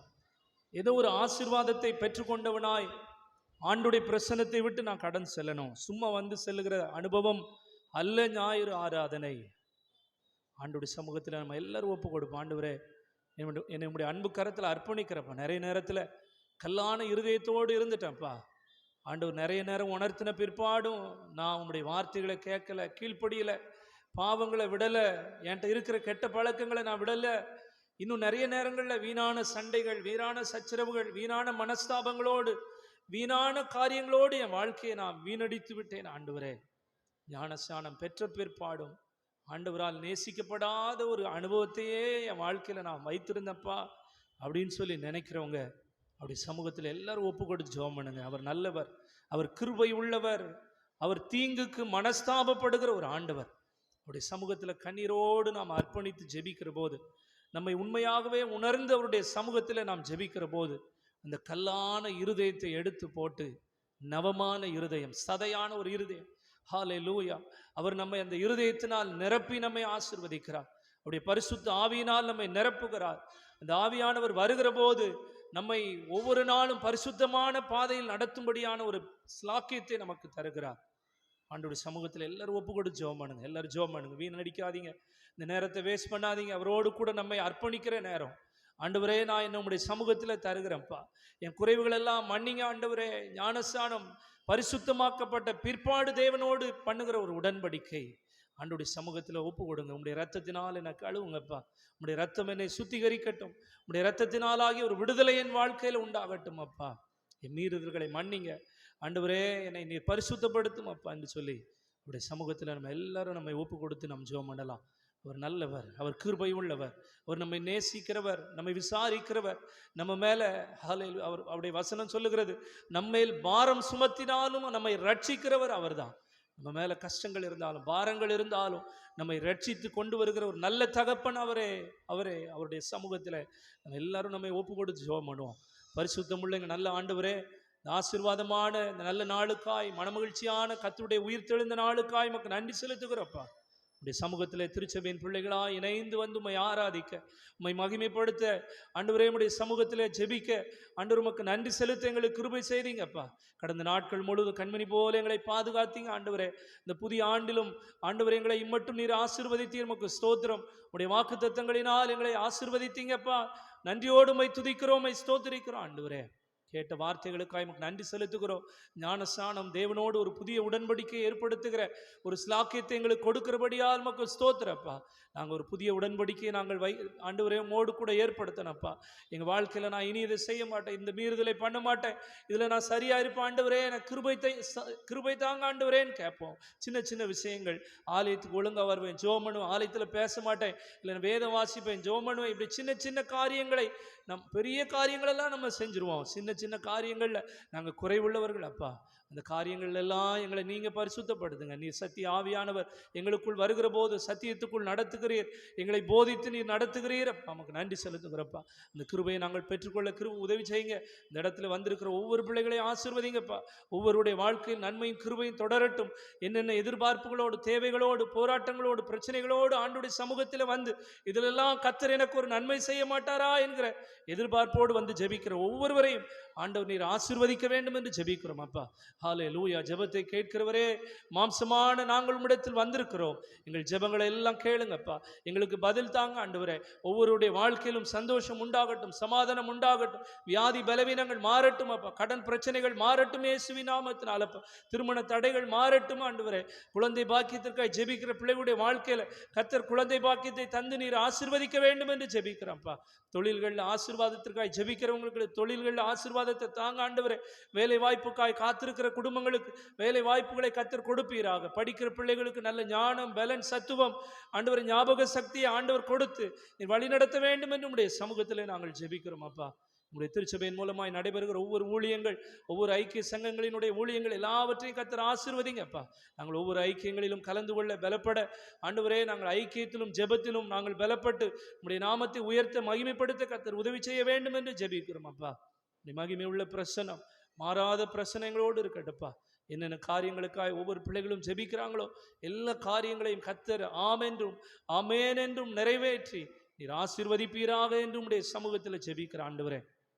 இழந்து போன நன்மைகளை எல்லாம் பெற்றுக்கொள்ள கர்த்தர் கிருபை செய்யுங்க. திருமண்டலத்தை ஆசீர்வதிங்க. திருமண்டலத்தில் ஊழியங்கள் ஆசீர்வதிக்கப்படட்டும். எங்கள் சேகரத்தினுடைய கிளை சபைகள் ஆசீர்வதிக்கப்படட்டும். புதிய சபைகளை உருவாக்கணுன்ற எண்ணத்தோடு ஜெபித்து கொண்டிருக்கிற ஜெபங்களை கர்த்தர் கேட்டு புதிய சபைகளை உருவாக்க கர்த்தர் கிருபை செய்ய வேண்டும் என்று ஜெபிக்கிறோம் ஆண்டவரே. தேசத்தை ஆசீர்வதியும். தேச தலைவர்கள், ஆளுகை செய்கிறவர்கள், அரசு அதிகாரிகள், ஆண்டவர், இராணுவம், காவல்துறை, இப்படி ஒவ்வொரு பணி துறைகளிலும், மருத்துவத்துறை எல்லாவற்றையும் ஆசீர்வதிங்கப்பா. ஆண்டவரே, எங்களுடைய தேசம் பாராளுமன்ற தேர்தலுக்காய் ஆயத்தப்படுகிறது. கர்த்தர் விரும்புகிற ஒரு நபரை ஆண்டவரே நீர் கொண்டு வந்து எங்களுடைய பிரதமராய் கொண்டு வரணும், அமைச்சர்களாய் கொண்டு வரணும் ஆண்டவரே, பாராளுமன்ற உறுப்பினர்களாய் கொண்டு வரணும்ப்பா. அவர்கள் தேவனுக்கான காரியங்களை செயல்படுத்த நீர் உதவி செய்ய வேண்டும் என்று ஜெபிக்கிறோம் அப்பா. இன்னும் மிஷினரி ஊழியங்கள் ஆண்டவரே, சுதேச ஊழியங்கள், சபை ஊழியங்கள், பல்வேறு ஊழியங்களை செய்கிற ஒவ்வொருவரையும் கர்த்தர் ஆசீர்வதிங்கப்பா. ஊழியத்தில் வல்லமையாக பயன்படுத்துங்க. எங்களுடைய திருச்சபையில் மூலமாய் ஊழியம் செய்கிற ஒவ்வொரு பிள்ளைகளையும் கர்த்தர் ஆசீர்வதிக்க வேண்டும் என்று ஜெபிக்கிறோம் அப்பா. படைக்கப்பட்ட காணிக்கைகளை ஏற்று அங்கீகரிப்பீராக. உம்முடைய கரத்தில் வாங்கி உமக்கு கொடுக்கிறோம். அதற்குரிய மேன்மை மகிமையை நாங்கள் பெற்று அனுபவிக்க ஆண்டவரே உமக்கு சாட்சியாய் ஜீவிக்க உதவி செய்வீராக. இந்த உலகத்திற்குள் புறப்பட்டு செல்கிறோம். இந்த உலகமும் உலகத்தில் உள்ளவைகளும் எங்களை தீட்டுப்படுத்தாமல் மேற்கொள்ளாமல் பரிசுத்தமாய் நாங்கள் வாழ உமக்கு சாட்சியாய் ஜீவிக்க எங்களுக்கு கிருபை செய்யுங்கப்பா. ஆராதனால் ஏற்பட்ட எல்லா கன மகிமை உமக்கு செலுத்துகிறோம். குற்றங்கள் குறைவுகளை மன்னியும் ஆசீர்வதியும். இயேசு கிறிஸ்து மூலம் ஜெபிக்கிறோம் எங்கள் ஜீவனுள்ள நல்ல பிதாவே. நம்முடைய ஆண்டவராகிய இயேசு கிறிஸ்துவினுடைய கிருபையும் பிதாவாகிய தேவனுடைய அன்பும் பரிசுத்த ஆவியானுடைய ஐக்கியமும் இன்றும் என்றும் சதா காலங்களிலும் நம் அனைவரோடும் கூட தங்கியிருப்பதாக. நாம் யாவரும் எழும்பி நின்று நிறைவு பாடலாக 614வது பாடல், உந்தன் சொந்தமாக்கி நீரே அடியேனை நோக்குவீர் என்ற பாடலை பாடலாம். 614வது பாடல்.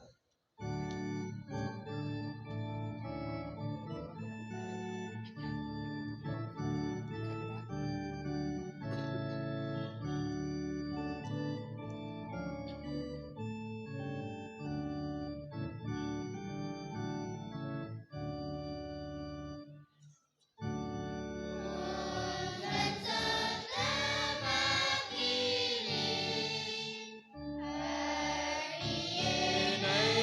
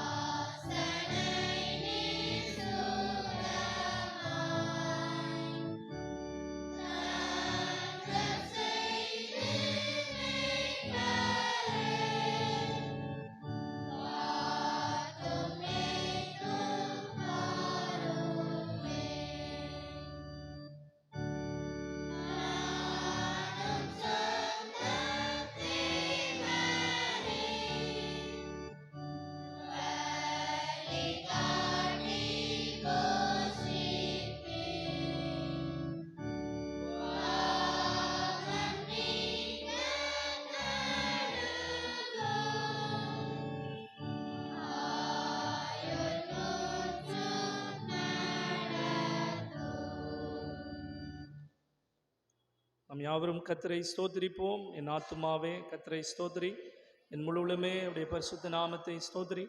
என் ஆத்துமாவே கர்த்தரை ஸ்தோத்திரி, கர்த்தர் செய்த சகல உபகாரங்களை மறவாதே. ஆமென். கர்த்தர் உங்களோடு இருப்பாராக. தேவ சமாதானத்தோടെ சென்று வர கடவோம்.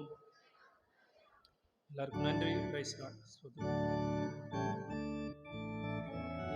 ஏலம் முயல் ஏலம், ஒரு முயல் ஏலத்துக்கு இருக்கு, வாங்கிக்கிறேன்.